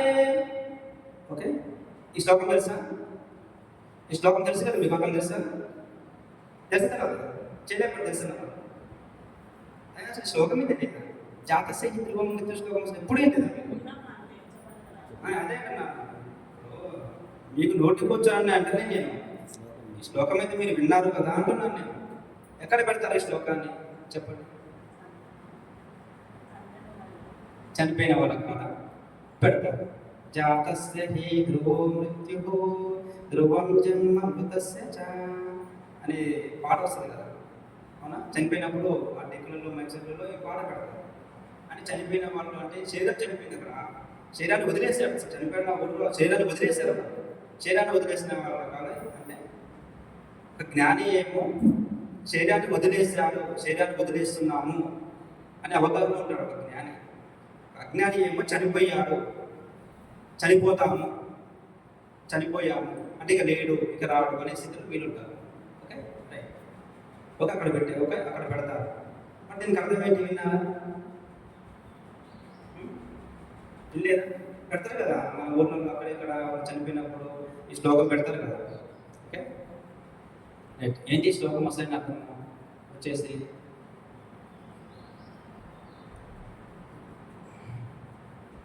పుట్టిన వానికి మరణం తప్పదు, మరణించిన వానికి పుట్టుక తప్పదు. తప్పించుకోవడానికి వీలు లేని విషయంలో నువ్వు శోభించడం తగ్గదు. సింపుల్ కదా, అవునా? ఈ శ్లోకం యొక్క ఉన్నత అర్థం ఇది. అవునా? ఏమని చెప్తున్నాడు ఇక్కడ కృష్ణ భగవానుడు? నాయన పుట్టినవాడు మరణించక తప్పదు, మళ్ళీ మరణించిన వాడు మళ్ళీ జన్మించక తప్పదు. అంటే జనన మరణ చక్రాల్లో మనం తిరుగుతూ ఉంటాము. ఓకే అంటే కింది ఇప్పుడు చక్రం కింది పైకి పైకి ఎలా తిరుగుతుంటుందో మనం కూడా వస్తూ ఉంటాం, పోతూ ఉంటాం, వస్తూ ఉంటాము. అంటే తప్పించుకోవడానికి వెళ్ళే ఈ విషయంలో శోభించడం ఎందుకు? ఎప్పటికైనా తప్పదు, ఇది ఏ రోజుకైనా తప్పదు. ఇంకా నెలకు, సంవత్సరానికో, నెలకు, 100 ఏళ్ళకు అయినా ఇది తప్పదు. అవునా? ఓకే ఒక చెప్తాను. ఈ సమయం వచ్చింది, ఇది శ్లోకం వచ్చింది కాబట్టి సెకండ్ గుర్తుపెట్టుకోండి, చాలా ఇంపార్టెంట్. సెకండ్, నిమిషాలు, గంటలు, రోజులు గడుస్తున్నా కొద్దీ మనం దేని దగ్గర అవుతున్నాము? అవునా? ఇది దగ్గర పెరుగుతున్నా కొద్దీ మనకు అక్కడికి టికెట్, అవునా? క్యూ లైన్లో ఉన్నాం. మన లైన్కి మనము ఇప్పుడు మన ముందు ఉన్నది ఒక్కొక్కరు పోతే మన లైన్ వస్తుందా రాదా? మన ఇప్పుడు సినిమాకి వెళ్తామండి, ఒక లైన్ పోయింది మంది నిలబడ్డాము. మన ముందు ఒక 100 మంది ఉన్నారు అనుకున్నాము. ఆ టికెట్ ఒకరికి టికెట్ ఇస్తుంది, ఒకరు పోతున్నా కూడా పోతుంటే మన టికెట్ కూడా వస్తుంది, మనం కూడా పోతాం. ఇది కూడా అంతే, అంతేనా? ఓకే ఇది కూడా అంతే అన్నమాట. ఓకే అందుకనే పుట్టినవాడు ఈ శ్లోకం అసలు అర్థం ఇది. కాకపోతే మన వాళ్ళు అసలు భగవద్గీత అందరూ చదవకుండా, చాలా వరకు చదవకుండా భగవద్గీత అంటే భయపడము, భగవద్గీత అంటే సత్యనాల కాల కూర్చోల కాల పెట్టడము, ఏదో జాతస్య దివ మృత్యు అని అక్కడ పాలన చేయడము, అమ్మ భగవద్గీత అంటూ ముట్టుకోవద్దు, భగవద్గీత అనేది ఏదో భగవద్గీత అనేది గుళ్ళో పెట్టి ఏదో పూజ చేసి, లేదా బెల్లులు పెట్టి తాళం వేసి, లేదా శవాల దగ్గర పెట్టి దీన్ని అంటుకోవద్దు, ఇదంతా వచ్చి ట్రాష్. ఇదంతా ఏదో మన పెద్దవాళ్ళు వాళ్ళకు ఏదో వేరే తిరిగి దీన్ని అర్థం చేసుకుని మనకు ఒక భయాన్ని దూర్చారు దీంట్లో. కానీ ఎప్పటికైనా భయాన్ని తీసేద్దాం. భగవద్గీత అనేది మంచిది కాకపోతే శ్రీకృష్ణ పరమాత్మను ఎందుకు ఇస్తారు చెప్పండి? శ్రీకృష్ణ పరమాత్మలో ఎందుకు అర్జునుడికి ఉపదేశిస్తారు? 5000 సంవత్సరాల క్రితము ద్వాపర యుగం చివరిలో జరిగింది మహాభారత యుద్ధంలో, కురుక్షేత్రంలో, కౌరవులకు పాండవులకు. అవునా? 18 రోజుల పాటు జరుగుతుంది యుద్ధం. 18 అక్షరజ్ఞుల సంఖ్య పాల్గొంటుంది యుద్ధంలో. 11 అక్షరజ్ఞులు కౌరవుల వైపు అంటే అధర్మం వైపే ఉన్నారు ఎక్కువ మంది. పాండవుల వైపు 7 అక్షరజ్ఞులే. 11 7 18, 7 అక్షరజ్ఞులు పాండవుల వైపు అంటే ధర్మం వైపే తక్కువ ఉంది. అవునా? ఇక్కడ మనకు కావాల్సింది ఎవరు మంది ఎక్కువ అని కాదు, ఎవరి కళ్ళి జనాభా ఎక్కువ అని కాదు, ధర్మం ఏడున్నట్టు చూసుకోవాలి. ధర్మం ఎక్కడ ఉన్నది? నా కళ్ళ 100 మంది ఉన్నారు, మీ కళ్ళ 5 ఉన్నారు. అవునా? మరి ధర్మం గెలుస్తుందా? అధర్మం గెలుస్తుందా? ధర్మమే గెలుస్తుంది. నా కాడ 100 మంది ఉన్నంత మాత్రం అధర్మం గెలుస్తుందా? చెప్పండి, 100 మంది ఉన్నంత మాత్రం అధర్మం గెలుస్తుందా? లేదే. ఎప్పటికైనా ఏదైనా సరే ధర్మమే, ఏ రోజుకైనా ధర్మమే గెలుస్తుంది. మనకు యుగాల నుంచి ధర్మమే గెలుస్తుంది నిరూపించబడింది, మనకు నిరూపించబడింది. ఇది అన్నమాట. దాదాపు ఆ యుద్ధంలో వచ్చేసి చూడండి, ఆ యుద్ధంలో వచ్చేసి దాదాపు 47,23,920 మంది పాల్గొన్నారు తెలుసా. 47 లక్షలు అంటే చూడండి ఎంత మహా యుద్ధమో, మహాభారత యుద్ధం అనేది. 47 లక్షల మంది ఆ రోజుల్లోనే 47 లక్షల మంది యుద్ధంలో పాల్గొన్నారంటే చూడండి. ఓకే, ఇదేనమాట. సపోజ్ చిన్న ఉదాహరణ చెప్తాను. ఇప్పుడు సపోజ్ ఒక మనిషి చనిపోయిన శరీరాన్ని వదిలివేసిన వాళ్ళ దగ్గర ఈ శ్లోకం జాతస్య ధ్రువమూర్తి అని శ్లోకం పెడతారు, అవునా. ఈ భగవద్గీత బుక్కుని తీసుకుని వాళ్ళ తలపన పెడతారు. ఓకే, అయితే చిన్న ఉదాహరణ, తను ఏమంటాడంటే, అంటే ఆ శరీరాన్ని వదిలేసిన వ్యక్తి, అయ్యో ఏంటి వీళ్ళందరూ ఇక్కడ నా దగ్గర పక్కన భగవద్గీత పుస్తకాన్ని పెట్టి దుఃఖిస్తున్నారు, ఈ జాతస్య ధ్రువమూర్తి అని శ్లోకం పెట్టి వింటున్నారే, అసలు అర్థం దీనికి తెలుసు కదా. అంటే అసలు అర్థం ఏంటి? పుట్టినవాడు మరణించక తప్పదు, మరణించిన వాడు జన్మించక తప్పదు, తప్పించుకోవడానికి వీళ్ళని ఈ విషయంలో నువ్వు ఏడవడం దుఃఖించడం శ్లోకం ఎందుకని ఉన్నప్పుడు మరి అంతా ఎందుకు ఏడుస్తున్నారు? ఇది మూర్ఖత్వం, అజ్ఞానమే కదా. ఓకే సరే, ఈ పుస్తకాన్ని నా పక్కన పెట్టారు. నా పక్కన పెట్టడం ఏంటి? ఆ పుస్తకాన్ని తెరచి చదివితేనే కదా నేను ఉన్నానా పోయానా లేదా ఏంటి అనేది తెలిస్తేనే. ఎంత అజ్ఞానము, ఎంత మూర్ఖత్వము. దాన్ని తీసుకొచ్చి దాన్ని చదవకుండా, దాన్ని తెరవకుండా తీసుకొచ్చి నా పక్కన పెడితే ఏం తెలుస్తుంది వాళ్ళకు, అవునా. అందుకనే మనం కూడా ఇప్పటి నుంచి భగవద్గీతని, ఈ పుస్తకాన్ని తెరచి చదువుతాము, అందులో ఉన్న జ్ఞానాన్ని తెలుసుకున్నాము. ఎప్పటి నుంచి అయినా మన జన్మను ఏ క్షణం నుంచి అయినా, నిన్నటి వరకు ఇంతమంది ఏం జరుగుతుందో తెలియదు, ఏ క్షణం నుంచి అయినా భగవద్గీతను చదివి మన జన్మను సార్థకం చేసుకున్నాము, మన జన్మను ధన్యం చేసుకున్నాము. ఓకే, ఇది అన్నమాట. ఇది అసలైన అర్థము ఈ శ్లోకానికి. ఈ శ్లోకానికి తెలుసుకున్నప్పుడు మనం అంటే నేను ఎందుకు చెప్తున్నానంటే దీని మీద ఎందుకనంటే ఇదంతా మనం తెలుసుకోవాలంటే కొంతమేర వరకైనా దీని నుంచి బయటపడదాం మనం, అవునా. నాకు కొంచెం అర్థమైందనుకో, సపోజ్ మనకు రిలేషన్ ఉంటుంది, కుటుంబ బంధం అనేది, అవునా. అటాచ్మెంట్ డిటాచ్మెంట్ ఉంటుంది, ఇది అంతపూర్తం ఉంటుంది. ఉన్నప్పుడు అయ్యో ఇక లేరే, ఇక రారే, ఇక నా జీవితం ఎందుకు, నా బతుకెందుకు, వాళ్ళు బాగా లేనిపోతాను అని ఇలా మనం కుంగిపోయి కుషించి మనము చాలా తినక బాధపడి ఇలా చేస్తుంటాం, అవునా. మనకు కూడా ఒకతను ఏం చేశాడు, కొడుకు చనిపోయాడని కొడుకు మీద ప్రేమతో ఆ తండ్రి కూడా చనిపోయాడు. ఓకే, ఇలాగ ఎన్నో జరుగుతున్నాయి సమాజంలో. మన ఏంటి, ఒక ఆమె తనకు చనిపోవాలని ఉంది, బట్ నేను చనిపోతే నా ఇద్దరి పిల్లలు వెళ్ళిపోతాను అని ఏం చేసింది, ఈమెతో పాటు ఇద్దరి పిల్లలు కూడా తీసుకుంటుంది. చూసారా ఎంత అజ్ఞానము, అవునా. అంటే ఇది ఏంటంటే మనకి ఎంత అర్థమైతే దీని నుంచి అంతా బయటపడతాము. నాకు కొంచెం అర్థమైంది. ఒకప్పుడు ఏం చేస్తాము, ఒక సంవత్సరం ఏడ్చేది మీరు, సంవత్సరం బాధపడేది ఒక 5-6 నెలల్లో బయటపడతాము. అర్థమైందా? ఒక ఇంకా ఎక్కువ అర్థమైతే 5-6 నెలల్లో బయటపడేది ఒక 2-3 నెలల్లో బయటపడతారు. ఇంకా ఎక్కువ లోతుగా అర్థమైతే 2-3 నెలల్లో బయటపడేది ఒక 1 నెల రోజుల్లో బయటపడతారు.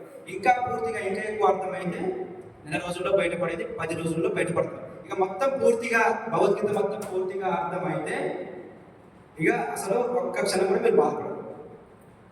ఇంకా తెలిసింది కదా, ఇక అర్థమైంది కదా. ఏ రోజుకైనా తప్పని దాన్ని తిప్పలేదు. నేను చనిపోలేదు, శరీరం మాత్రమే వదిలేశాడు. ఏముంది ఏడాది దీనికి విచిత్ర పెద్ద ఇదంతా ఏంది, జస్ట్ నైట్ తీసుకుని వెళ్ళిపోతుంది, అవునా. ఎంత అర్థమైతే నువ్వు అంత దాని నుంచి బయటపడి మళ్ళీ నువ్వు ముందుకు వెళ్తావు. ఓకే, కాబట్టి మనందరం దీన్ని అధ్యయనం చేయాలి భగవద్గీతను.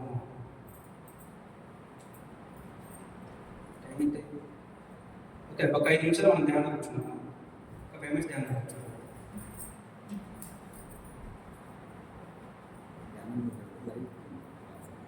క్లాస్ చెప్పిన తర్వాత ధ్యానం పెట్టినప్పుడు లైఫ్ ఇప్పుడు 10 నిమిషాలు చెప్పిన తర్వాత ధ్యానం పెట్టిస్తే నేను లైవ్ కట్ అవుతుంది.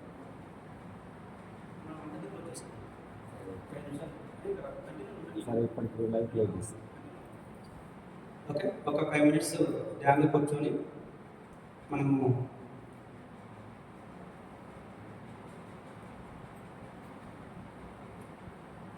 1:30కి మనం క్లోజ్ చేసుకున్నాం. 1:30కి మనం లంచ్ వెళ్తాం.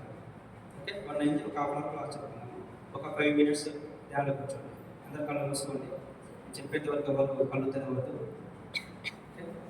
ఓన్లీ శ్వాస మీద ధ్యాస.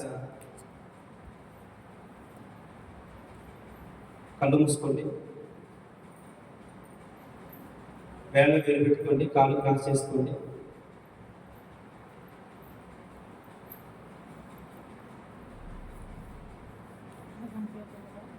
Just 5 minutes.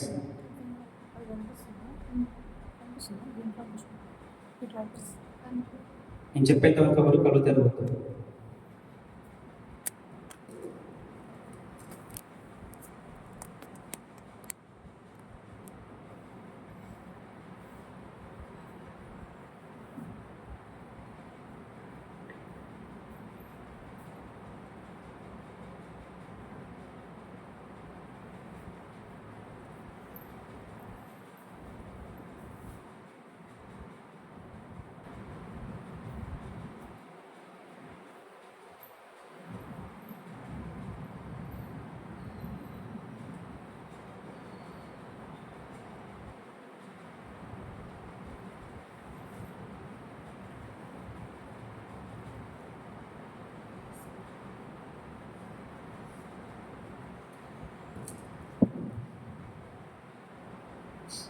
ఓకే మాస్టర్స్, నెమ్మదిగా మీ 2 రచనలు కలపై పెట్టుకోండి.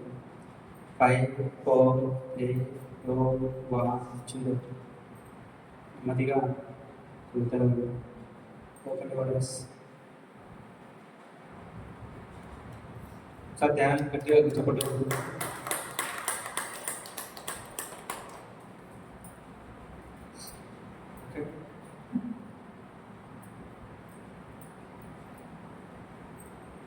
శ్లోకాలు పాడడం చాలా మంది ఏం చేస్తారంటే ఓన్లీ శ్లోకాలు చదువుకుంటూ పోతారు. మంత్రాలు ఉంటాయి కదా, ఓన్లీ చదువుకుంటూ పోతారు, ఎక్స్ప్లెయిన్ చేయరు, తాత్పర్యం కూడా చదవరు. ఇక్కడ ఏంటంటే మనకు శ్లోకాలతో పాటు దాని తాత్పర్యం ఏంటి, దాని యొక్క అర్థం ఏంటి తెలిస్తేనే మన జీవితంలో మనం ఇంప్లిమెంట్ చేసుకుంటాం. అవునా? ఓన్లీ శ్లోకాలు చదువుకుంటూ పోతుంటే మీకు ఏమర్థమవుతుంది? అవునా? సారేదో మంత్రాలు ఏదో వేద మంత్రాలాగా ఏదో చదువుకున్నట్టు పోతున్నట్టు ఉన్నట్టే ఉంటుంది. కాబట్టి శ్లోకం చదివి దాన్ని ఎక్స్ప్లెయిన్ చేస్తే, తాత్పర్యం చదివి దాన్ని ఎక్స్ప్లెయిన్ చేస్తే అప్పుడు మనకు అర్థమవుతుంది శ్లోకం. ఓకే, అందుకని కొంచెం టైం అయినా పర్వాలేదు, లేట్ అయినా పర్వాలేదు అని ఒక్కొక్క శ్లోకము విపులంగా అర్థమయ్యేలాగా చెప్తున్నాను. నైట్ శ్లోకాలు చదువుకుంటూ పోయిననుకో మీకు అక్కడ ఏమి అర్థం కాదు. నేను చెప్పినది కూడా ఇంకా చెప్పాలనుకున్నది కూడా ఏంటి, ఒక వ్యర్థంలాగా అయిపోతుంది. నేను ఎక్కడి నుంచో వచ్చాను, మీరు ఎక్కడి నుంచో వచ్చారు, ఒకరి పెయింట్ చెప్పేసుకుంటూ చదువుకుంటూ పోతుంటుంది. అంటే బుడదలు పోసిన పనిలాగానే ఉంటుంది. అవునా? ఏదో పోయి గుడ్డెది పోయి శివులో పడితే ఉంటుంది. ఓకే, 1/2 అవర్ 1:30కి మనం లంచ్కి వెళ్దాము. లంచ్ అయిపోయినాక లంచ్ చేసేసి మళ్ళీ ఎప్పుడు 3 గంటలకు వద్దాం. ఓకే, 3 గంటలకు వద్దాము. మన ఒక 1 అవర్ అయిపోతుంది. 3 నుంచి 4 గంటలకు క్లోజ్ చేసుకుందాం. Okay, right.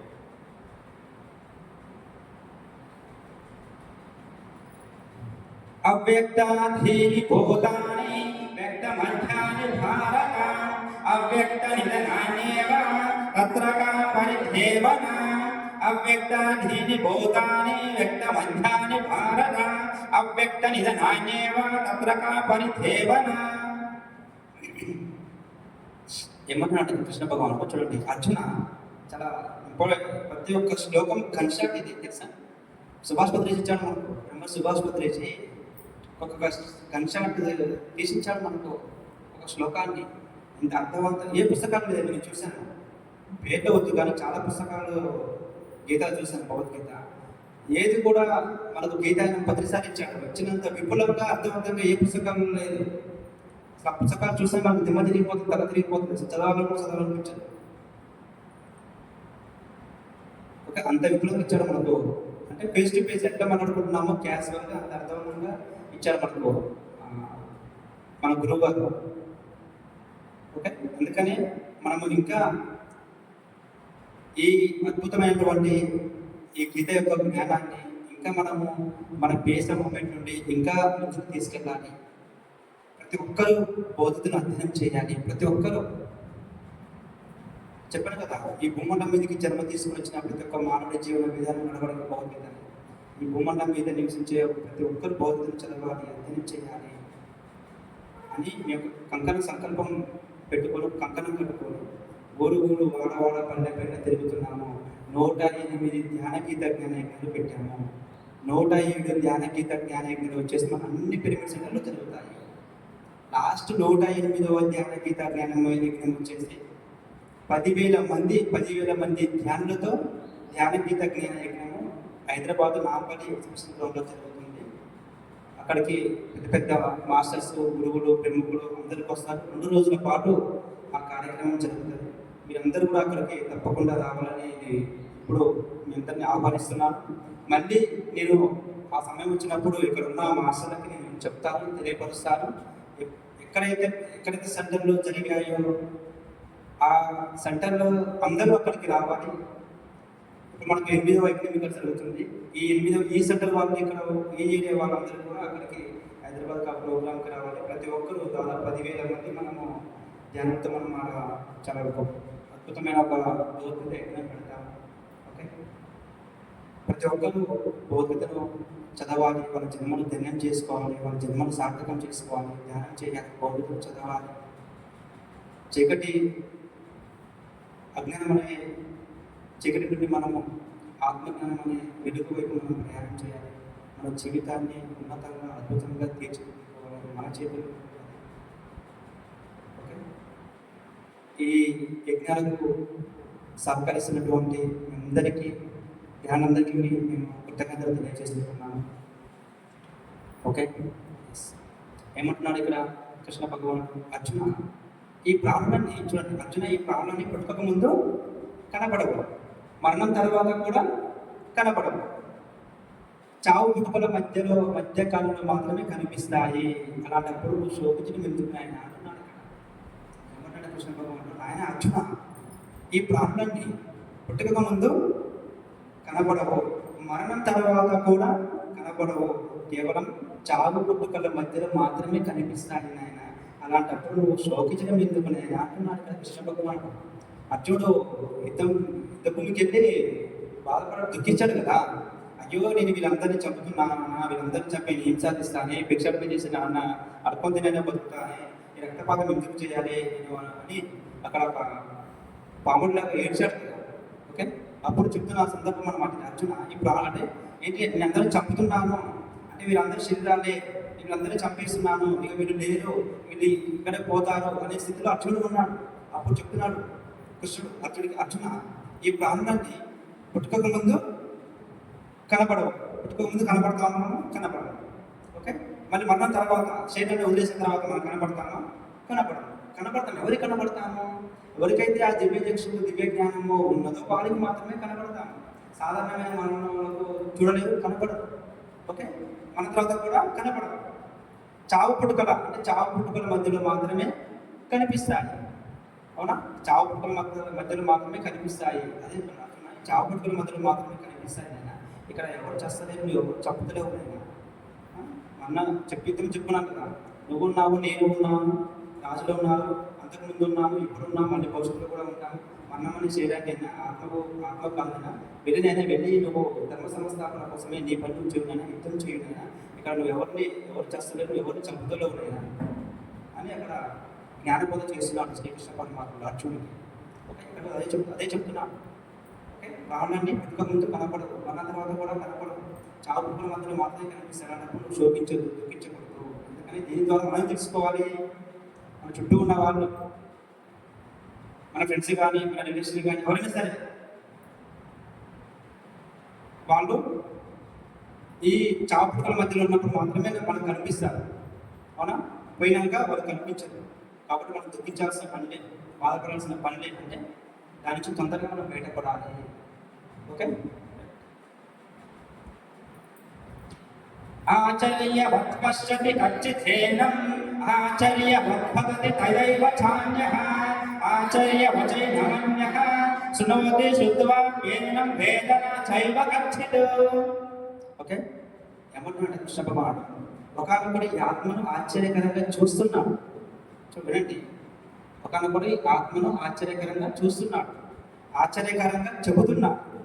ఓకే, ఆశ్చర్యకరంగా చెబుతున్నాడు, ఆశ్చర్యకరంగా వింటున్నాడు. కానీ వినటం చేత ఈ ఆత్మను గురించి తెలుసుకోలేదు చెప్తున్నాడు కృష్ణ భగవాన్. తెలుసుకోలేదు, వినటం చేత తెలుసుకోలేదు. మరి ఏం చేయాలి అంటే అనుభవమే జ్ఞానం అంటారు. ఓకే, మనకి ఎప్పుడైతే దాని అనుభవంలోకి వస్తుందో అప్పుడు మనం ఆ జ్ఞానం. అవునా, ఇప్పుడు ఒక పని చేసాము, ఆ పని చేస్తేనే కదా మనకు దాంట్లో ఒక అది ఏంటనే తెలుస్తుంది, మాకు అనుభవం వస్తుంది. అనుభవం వస్తుంది కదా, దానికంటే పోవాలని వద్దా అని తెలుసు. నేను చెప్తే మాత్రం పోతే పోతారు, ఉంటే ఉంటుంది, అది వేరే. కానీ మీకన్నా మీకు వస్తే పోతారా? పోరు. అవునా, చెడు దానికి ఎందుకు పోతుంది? మంచుంటే పోదు. అంటే పోవాలన్నా వద్దా అనేది సపోజ్ మీకు అనుభవం ఉంది, నాకు అనుభవం లేదు, నేను పొమ్మన్నాను, మీరు పోతారా? అది గడిపోయి తీసుకురాకూడదు అన్నా. ఆడికి పోయి నువ్వు దాన్ని తీసుకొస్తే ఏం చెప్తుందో నీకు తెలుసు కాబట్టి నువ్వు పోతావా అని చెప్తే పోతావా? పో, నాకు తెలియదు కాబట్టి నేను పొమ్మంటున్నాను. ఓకే, ఒకవేళ నాకు తెలుసు ఆడికి జరిగితే ఏం తెలుస్తుంది, నీకు తెలియదు, నువ్వు పోరాడికి తీసుకురాకూడదని చెప్పాను, నువ్వు పోతావు. కానీ నాకు తెలుస్తుంది అదేం జరుగుతుంది కాబట్టి నీకు తెలియదు. నువ్వు తెలుసుకోవాలంటే ఏం చేయాలి? నువ్వు అడిగిపోవాలి. అడిగిపోతే నీకు తెలుస్తుంది. ఓకే, మరి మీకు దేని గురించి తెలియాలంటే ఏం చేయాలి? ఆత్మ గురించి చేయాలి. ఆత్మ గురించి తెలియాలంటే ఏం చేయాలి? మీరు బాగా ధ్యానం చేయాలి, భగవద్గీత అధ్యయనం చేయాలి. చేస్తే అప్పుడు దాని మీద మీ మీద మీకు పట్టు వస్తుంది, మీ మీద మీకు అవగాహన వస్తుంది, మీ మీద మీకు ఎరుక వస్తుంది, అవేర్నెస్ వస్తుంది. ఆత్మజ్ఞానం, బ్రహ్మజ్ఞానం తెలుస్తుంది. అప్పుడు ఆత్మ అంటే ఏంటో తెలుస్తుంది. ప్రకాశంగా ఆత్మ నిత్యమైనది, శాశ్వతమైనది, సనాతనమైనది. ఎట్లయినా క్లాసులు అని చెప్పాడు, గీతలో ఆయన చెప్పిన గీతలో చెప్పాడు, ఎక్స్ప్లెయిన్ చేశాడు. మరి ఇది ఎట్లా అనేది మీకు అనుభవంలోకి రావాలంటే మీరు ఏం చేయాలి? అప్పుడు బాగా ధ్యానం చేసి ఈ గీతను చదివితే, ఇది ఒక పట్టుబడితే అప్పుడు మీకు దాని మీద పట్టు వస్తుంది. ఏదో క్లాస్ ఉన్నారు, వెళ్ళిపోయారు, లేదా ఇచ్చేస్తారు అదంటే ఇది అంటే అవునా? ఓకే, మరి ఏం చేయాలి? చదువుతారా భగవద్గీతను? చేస్తారా? ధ్యానం తెలుసుకునే ప్రయత్నం చేస్తారా?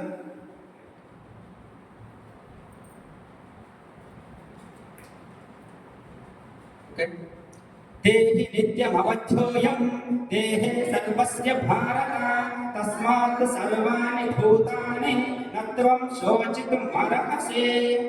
ఓకే, చూడండి,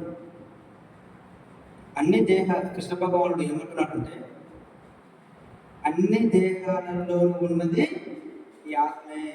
చూసారా ఎంత చక్కటి వర్డ్, ఇది ఒక్క ఊర్జాలు. అన్ని దేహాలలో ఉన్నది ఈ ఆత్మ చెప్తున్నారు కృష్ణ భగవానుడు. అన్ని దేహాలలో అంటే 84 లక్షల జీవరాశి కోటిలలో అంటే జంతు జాతి కానీ, ఓకే, మనిషి జాతి కానీ, ఒక మేక కానీ, ఒక కుక్క కానీ, ఒక నక్క కానీ, ఒక గొర్రె కానీ, అన్ని శరీరాలలో ఉన్నది ఈ ఆత్మనే అని చెప్తున్నాడు. ఓకే, అది చంపబడేది కాదు.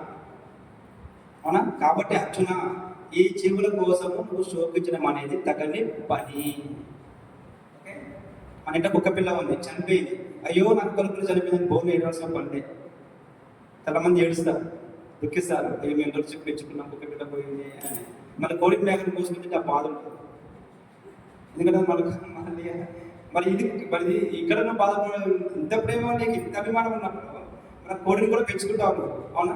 ఇంటికి తీసుకొచ్చుకొని కోడిగుడ్డు పెట్టి వాటిని పొదిగేసి వాటిని దెబ్బ కింద పెట్టి దాచి దానికి నూకలేసి అవ్వేసి పెంచి రక్షించి కాపాడి ఇంటి పక్కన తిడితే ఇంటి పక్కన మన కోడిని ఏమన్నా వాళ్ళ మీద పట్టుకుపోయి గొడవపోయి మా కొడుకు నువ్వు కొడతావా, మా కొడుకు నువ్వు ఇట్లంటావా అట్లంటావా, మా కొడుకు ఇంటికి వచ్చి నువ్వు అల్లిస్తావా, నీ చేతులు ఎన్నుకోను, నువ్వు పాడుగాను, ఇట్లా చెప్పి ఇట్లా సాగించి ఇవన్నీ చేసి ఆగకపోయి దాన్ని మనమే కోసుకొని తింటావు. ఇక ఎక్కడికి చూడండి ఒకసారి, ఎంత తమాషా లేదు. అవునా? ఎంత తమాషా ఇది. దాన్ని మనమే కోసుకొని తింటాము. మేకను పెంచుతాము, గుర్రలు పెంచుతాము. మంచిగా ఉదయం పోతాం, 10 గంటలకు పోతాం, మంచిగా పొలాల చుట్టూ మంచిగా ఆకు కొట్టి ఈ ఆకు కొట్టి ఆ కొమ్మ కొట్టి ఈ కొమ్మ కొట్టి వాటికి పెడతాం. ఆకు మనం కొట్టుకుని తింటాము. అవునా?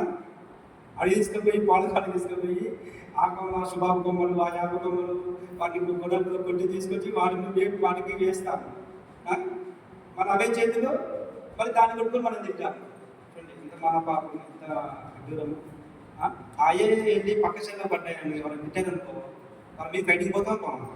ఏమయ్యా వాటిని కొట్టిననుకో ఏమయ్యా చూడు ఎట్లా కొట్టినావు, ఎంత బాధపడదు దానికి. నీ చేతులు ఏమైనా ఇవ్వనాయి, మనుషులైనాయి, పశువులైనాయి, మూగ జంతువుల మీద నువ్వు చేసుకుంటావయ్యా, మూగ జీవాల మీద నువ్వు నోరు పాడేసుకుంటావయ్యా, నీ చేయి పాడేసుకుంటావయ్యా, నీ కాలు పడేసుకుంటావయ్యా, ఇట్లా తిడతావా ఎట్లా తిడతావా అని వాళ్ళ మీద గొడవ పెట్టుకుంటాం చేసుకుంటా.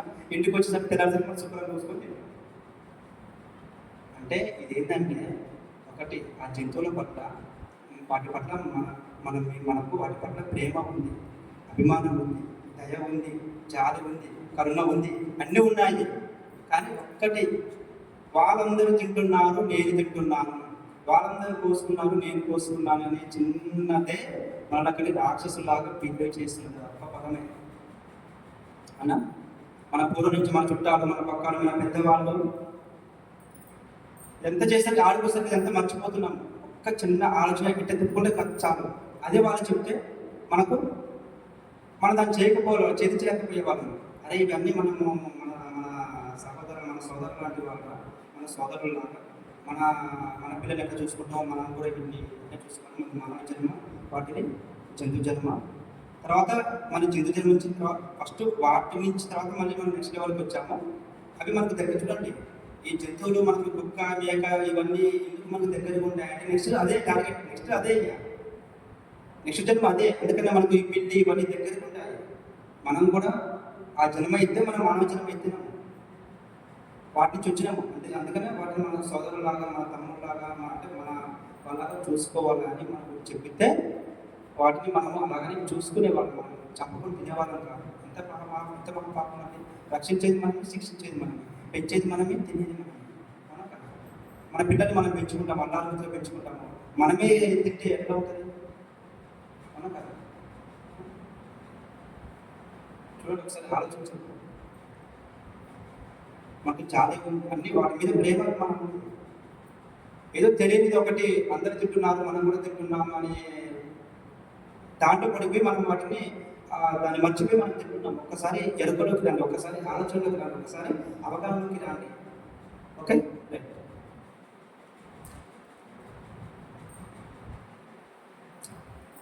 హతో వా ప్రాప్స్యసి స్వర్గం చిత్వా మా భోక్ష్యసే మహీం తస్మాత్ ఉత్తిష్ట కౌంతేయ యుద్ధాయ కృత నిశ్చయః. ఓకే, ఏమని చెప్తున్నాడు కృష్ణ భగవానుడు? అర్జున చూడండి, యుద్ధంలో ఒకవేళ నువ్వు మరణిస్తే స్వర్గాన్ని పొందుతావు. ఓకే, ఒకవేళ నువ్వు యుద్ధంలో గెలిస్తే ఈ భూలోక రాజ్యం అంతా అనుభవిస్తావు అని చెప్తున్నాడు కృష్ణ భగవానుడు. కనుక నువ్వు వెళ్ళి యుద్ధము చేయి ఆయన. అర్జున నువ్వు ఒకవేళ యుద్ధంలో మరణిస్తే నువ్వు స్వర్గాన్ని పొందుతావు, వీరత్వాన్ని పొందుతావు. ఒకవేళ నువ్వు యుద్ధంలో గెలిస్తేనేమో ఈ భూలోక రాజ్యాన్ని అనుభవిస్తావు నైనా. కనుక నువ్వు వెళ్ళి యుద్ధం చేయనైనా చెప్తున్నాడు కృష్ణ భగవానుడు. అలా కాకుండా నువ్వు యుద్ధం చేయకుండా పెరిగి పొందలాగా నువ్వు పారిపోతే అప్పుడు నీ ప్రజలు నిన్ను గౌరవించి అభిమానించిన ప్రజలే దూషిస్తారు. ఓహో, అర్జునుడు యుద్ధం చేయకుండా భయపడి పారిపోయి పిరికి పందలాగా చెట్ల కూర్చున్నాడు, తాకున్నాడు. ఆ అవమానం కావాలా నీకు, ఇది కావాలా, అది కావాలా నీకు, ఇది కావాలా? ఎంతో అర్జునుడు ఎంతో గొప్ప వీరుడు, ఎంతో గొప్ప శ్రీయుడు, ధీరుడు అనుకున్న అర్జునుడు ఈరోజు యుద్ధం చేయకుండా అదే పడిపోయి పిరికిదని తెచ్చుకొని పిరికి పందలాగా ఇంటికి వచ్చి పారిపోయాడే. ఆ ప్రజలు మాటలు అంటుంటే నీ గుండె వినుకొని తట్టుకోగలుగుతుందా అర్జున? ఎందుకు నాయన నువ్వు వెళ్ళి యుద్ధం చేయవు? యుద్ధంలో నువ్వు మరణిస్తే వీరత్వాన్ని పొందుతానైనా. అర్జునుడు యుద్ధం చేశాడు, వీరత్వాన్ని పొందాడు. వీరుడు అర్జునుడు, సూర్యుడు, వీరుడు. ఆ పేరు ప్రఖ్యాతులన్నీ శాసనాలుగా నిలిచిపోతాయి. నువ్వు స్వర్గాన్ని కూడా పొందుతావు. ఒకవేళ నువ్వు యుద్ధంలో గెలిస్తే ఈ భూలోక రాజ్యాన్ని అంతా అనుభవిస్తావు అని చెప్తున్నా కృష్ణ భగవానుడు. ఇక్కడ మన నిత్య జీవితంలో కూడా మనం చేయాల్సింది ఏంటంటే యుద్ధం చేయాలి. యుద్ధం అంటే ప్రాపంచికమైన యుద్ధం కాదు, లోపల ఇది అసలైన యుద్ధం. దీన్ని జయించాలి మనం, దీన్ని గెలవాలి మనము. వెళ్ళి బయట ఒక 10 మందిని కాదు, గంభీరమైన వాక్యం శ్రీ వేదవ్యాసుడి గంభీరమైన వాక్యం ఏమిటో తెలుసా? మహాభారతంలో ఉంటుంది. ఏమంటే తెలుసా వేదవ్యాసుడు?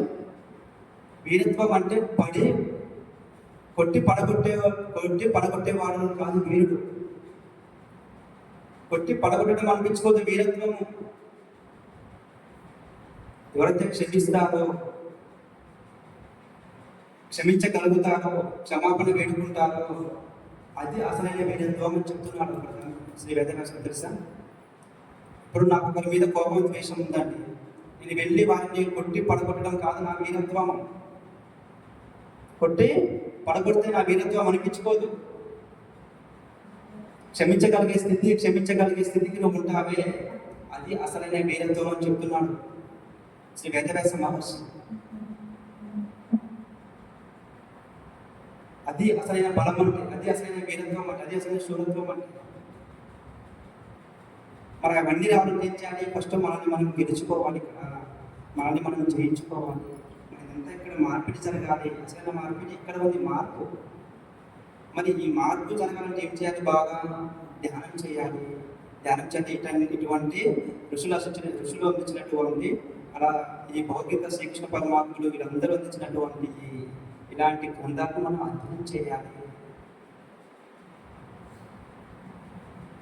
ఓకే,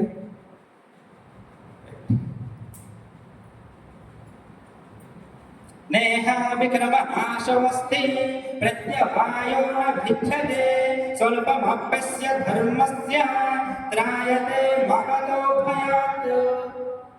ఓకే, కృష్ణ భగవానుడు ఏమంటున్నాడంటే, ఈ యోగంలో ప్రారంభించితే నాశనం ఉండదు, పైగా విపరీత దోషం కూడా ఉండదు. ఈ ధర్మం స్వల్పమైన గొప్ప భయం నుంచి రక్షిస్తుంది. కానీ ఇక్కడ యోగంలో ప్రారంభిస్తే ఏ యోగంలో యోగం అని కాదు. ఇక్కడ అంటే ఏంటంటే, మీరు ధ్యానం చేసి మీరు ధ్యానం చేస్తే మీకు పాజిటివ్ వస్తుందా కదా? మరి పాజిటివ్ చేసినప్పుడు చేసే ప్రతి పని అద్భుతమే కదా. చెడు చేస్తారా మీరు? చేయరు కదా. మంచిగా చేస్తారు కదా. మరి విపరీత దోషం ఏమైనా ఉంటుందా? ఏ దోషం ఏమైనా అంటుకోదే? ఏ దోషం చెడు చేస్తే కదా మనం దోషం అంటుకుంటుంది. మరి నువ్వు చెడు చేయనప్పుడు నీ దోషం ఎలా అంటుంది? అదే చెప్తున్నాడు. ఈ యోగంలో ప్రారంభించితే నాశనం ఉండదు. అంటే నువ్వు ఎప్పుడైతే ధ్యాన యోగం చేసి ప్రారంభించుతావో అప్పుడు నీకు నాశనం అనేది ఉండదు. అప్పుడు నీకు పైగా అంటే విపరీత దోషం కూడా అందుకోదు. అప్పుడు స్వల్పమైన అంటే ఈ ధర్మం అనేది స్వల్పమైన గొప్ప భయం నుంచి రక్షిస్తుంది. ఈ ధర్మం అనేది అప్పుడు ఎన్నో ఆ భయం నుంచి రక్షిస్తుంది, కాపాడుతుంది. అందుకనే మనము ధ్యానం అంటే మనం బాగా ధ్యానం చేసి చాలామంది అందరికీ ఏం చెప్తారంటే, మీరు ఎప్పుడైనా మీరు చేసే పనులలో ఫస్ట్ మీరు ధ్యానం చేయాలి. ధ్యానం చేసి మీ రోజు మనుగడను ప్రారంభించండి. ఎందుకని చెప్తాను, 3 గంటల నుంచి 6 గంటల వరకు మీ ధ్యానం ముగించుకోండి. 6 గంటల నుంచి 8-10 గంటల వరకు మనము అన్ని కార్యక్రమాల్లో పాల్గొంటాము, అవునా కాదు? మన అన్ని కార్యక్రమాలు మనకు నష్టాలు, కష్టాలు, సుఖాలు, బాధలు అన్నీ వస్తాయి. వాటన్నిటిని పరిష్కరించుకునే శక్తి సామర్థ్యాలు నీలో వెలువడతాయి సహజంగా, అవునా? మనం ధ్యానం చేసినాక 6 గంటల నుంచి పని చేస్తే పట్టిదల బంగారం అవుతుంది. నీకు విపరీత దోషం అక్కడ ఉంటుంది. ఇంకా నీకు తెలుస్తుంది, నీకు లోపల సహజంగా వస్తుంది అన్నమాట. ఏది మంచి, ఏది చెడు, ఏ దారిలో పోవాలి, ఏ దారిలో పోకూడదు, ఏది ముట్టుకోవాలి, ఏది ముట్టుకోదు, నష్టమేంటి, కష్టమేంటి, సుఖమేంటి, బాధ ఏంటి అన్నీ నీకు తెలుస్తుంది. ఒక మంచి మార్గంలో ఒక పాజిటివ్ వెళ్ళిపోతావు. ఆ రోజంతా నీ జీవితం అంతా అద్భుతంగా ఉంటుంది. చెడు లేదు. నువ్వు చెడు చేయనప్పుడు నువ్వు మంచి చేసినప్పుడు నువ్వు ధర్మం రక్షిస్తుంది కదా, కాపాడుతుంది కదా. మళ్ళీ 10 గంటలకు పడుతుంది. మళ్ళీ 10 గంటలకు ఏం చేయాలి? మళ్ళీ దాన్ని మనం అదంతా తీసేసి మళ్ళీ 10 గంటలకు ఫ్రెష్గా పని మళ్ళీ 2 నిమిషాలు 10 గంటలు ధ్యానం చేసి పడుకోవాలి. మళ్ళీ పొద్దున్నే 3 గంటలకు వేసి మళ్ళీ 6 గంటల వరకు మళ్ళీ ధ్యానం చేసుకోవాలి. మళ్ళీ తర్వాత మధ్యలో నీకు వీలున్నప్పుడు ధ్యానం చేసుకోవాలి. వీలుంటే సమయం ఉంటే కలుపుకొని, సపోజ్ బస్ స్టాండ్లో ఉన్నాము, బస్సు 4 గంటల టైం పడుతుంది, ఏం చేయాలి? మంచిగా చక్కగా 1 గంట సేపు కూర్చొని నుంచి ధ్యానం చేసుకోవాలి. కళ్ళు మూసుకోవాలి. ఇంటికి వచ్చినాము, ఏ పని లేదు అంటే మీరు రెస్ట్ తీసుకుంటాము. పని లేదు అనుకోదు, పని ఉంది. అసలైన పని అయితే ధ్యానము. ఇది అసలైన పని. చాలా మంది ఏంటంటే, నాకు చాలా పనులు ఉన్నాయి, నేను చాలా కష్టపడిపోయాను, ఈరోజు మొత్తం కలిసిపోయాను, చాలా పని చేశాను, అమ్మయ్య ఎక్కువ రెస్ట్ తీసుకుంటా అంటారు. లేదు, ఇది అసలైన పని ధ్యానము. అది చేయాలి. అది అయిపోయినాకనే దానితో ప్రారంభించాలి, దానితో ముగింపు చేయాలి. అది చేసినాకనే నీకు అప్పుడు విశ్రాంతి దొరికింది, రెస్ట్ దొరికినట్టు, అవునా? అది చేసిన ఇక్కడ రెస్ట్, ఇక్కడ విశ్రాంతి. ఇక్కడ విశ్రాంతి ఉంటేనే ఇక్కడ కావాల్సిన విశ్రాంతి. కొన్ని మంచం మీద పడుకున్నంత మాత్రం నీకు రెస్ట్ ఉంటుందా? నీకు విశ్రాంతి ఉంటుందా? అయ్యే మనసులో అదే అలచడి, అవునా? అదే ద్వేషం, అదే ఈర్ష్య, అవే ఆలోచనలు, అవే కృతము. అవన్నీ పోరాడుతూ ఉంటుంటే నీకు నెక్స్ట్ ఎక్కడ ఉన్నాయన్నా? నువ్వు పోయి మంచం మీద పడుకుని అనగా నీకు రెస్ట్ దొరికిందా? దీన్ని ఖాళీ చేసుకోవాలి కదా, దీన్ని ఎంటీ చేసుకోవాలి కదా. మరి ఏది రెస్ట్? ధ్యానం చేస్తేనే రెస్ట్. అదే చెప్తాను, ధ్యానం చేస్తే నీకు రెస్ట్ దొరుకుతుంది. ఓకే, అయిపోలే నీ పని ఉంది. ధ్యానం చేసి అప్పుడు పోయి నువ్వు మంచిగా బెడ్ మీద పడుకుంటే హాయిగా స్వర్గంలాగా మంచిగా నిద్రపోతావు. అప్పుడు పడుకుని నిద్ర, ఆలోచన లేని స్థితియే ధ్యానం, ఆలోచన లేని స్థితియే నిద్ర. అర్థమైనా? మీకు ఏ నిద్ర కావాలో మీరు డిసైడ్ చేస్తారు.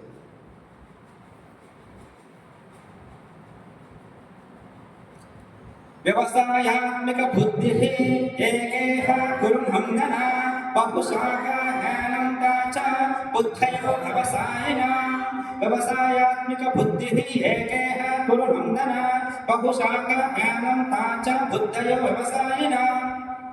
ఓకే, ఏమంటున్నాడు కృష్ణ భగవాన్ ఇక్కడ అంటే, అర్జున, ఈ యోగంలో నిశ్చలమైన బుద్ధి ఒక్కటే ఏకకారణంగా ఉంటుంది. చూడండి ఇంత ఇంపార్టెంట్ చెప్పాను కదా. అర్జున, ఈ యోగములో అంటే నిశ్చలమైన బుద్ధి ఒక్కటే ఏకకారణంగా ఉంటుంది. నిశ్చయ వివేకం, చూడండి, నిశ్చయ వివేకం లేని వారి జ్ఞానం అనేక విధాలుగా అనంత ముఖాలుగా ఉంటుంది. అంటే ఇది అనేక విధాలుగా అనంత ముఖాలుగా పరిగెడుతూ ఉంటుంది. చూసారా? ఓకే, నిశ్చలమైన బుద్ధి ఒక్కటే ఏకకారణంగా ఉంటుంది. మన నిశ్చలమైన బుద్ధి ఒక్కటే రావాలంటే మనం ఏం చేయాలి? మరి మనం దీన్ని కట్టేయాలి. దీన్ని కట్టేటట్టు ఏం చేయాలి? ఒకటే ధ్యానం అనేది దాన్ని దీన్ని కట్టేయాలి. అవునా? ఇది పరిగెడుతుంది. సపోజ్ ఇప్పుడు మన ఇంట్లో ఒక ఆవులు మేకలు ఎద్దులో ఉందండి, అది కట్టే పీకలు ఉంటుందా? కట్టే చెట్టు తీసుకుపోయి కట్టే అది ఉంటుందా? పరిగెడుతుందా?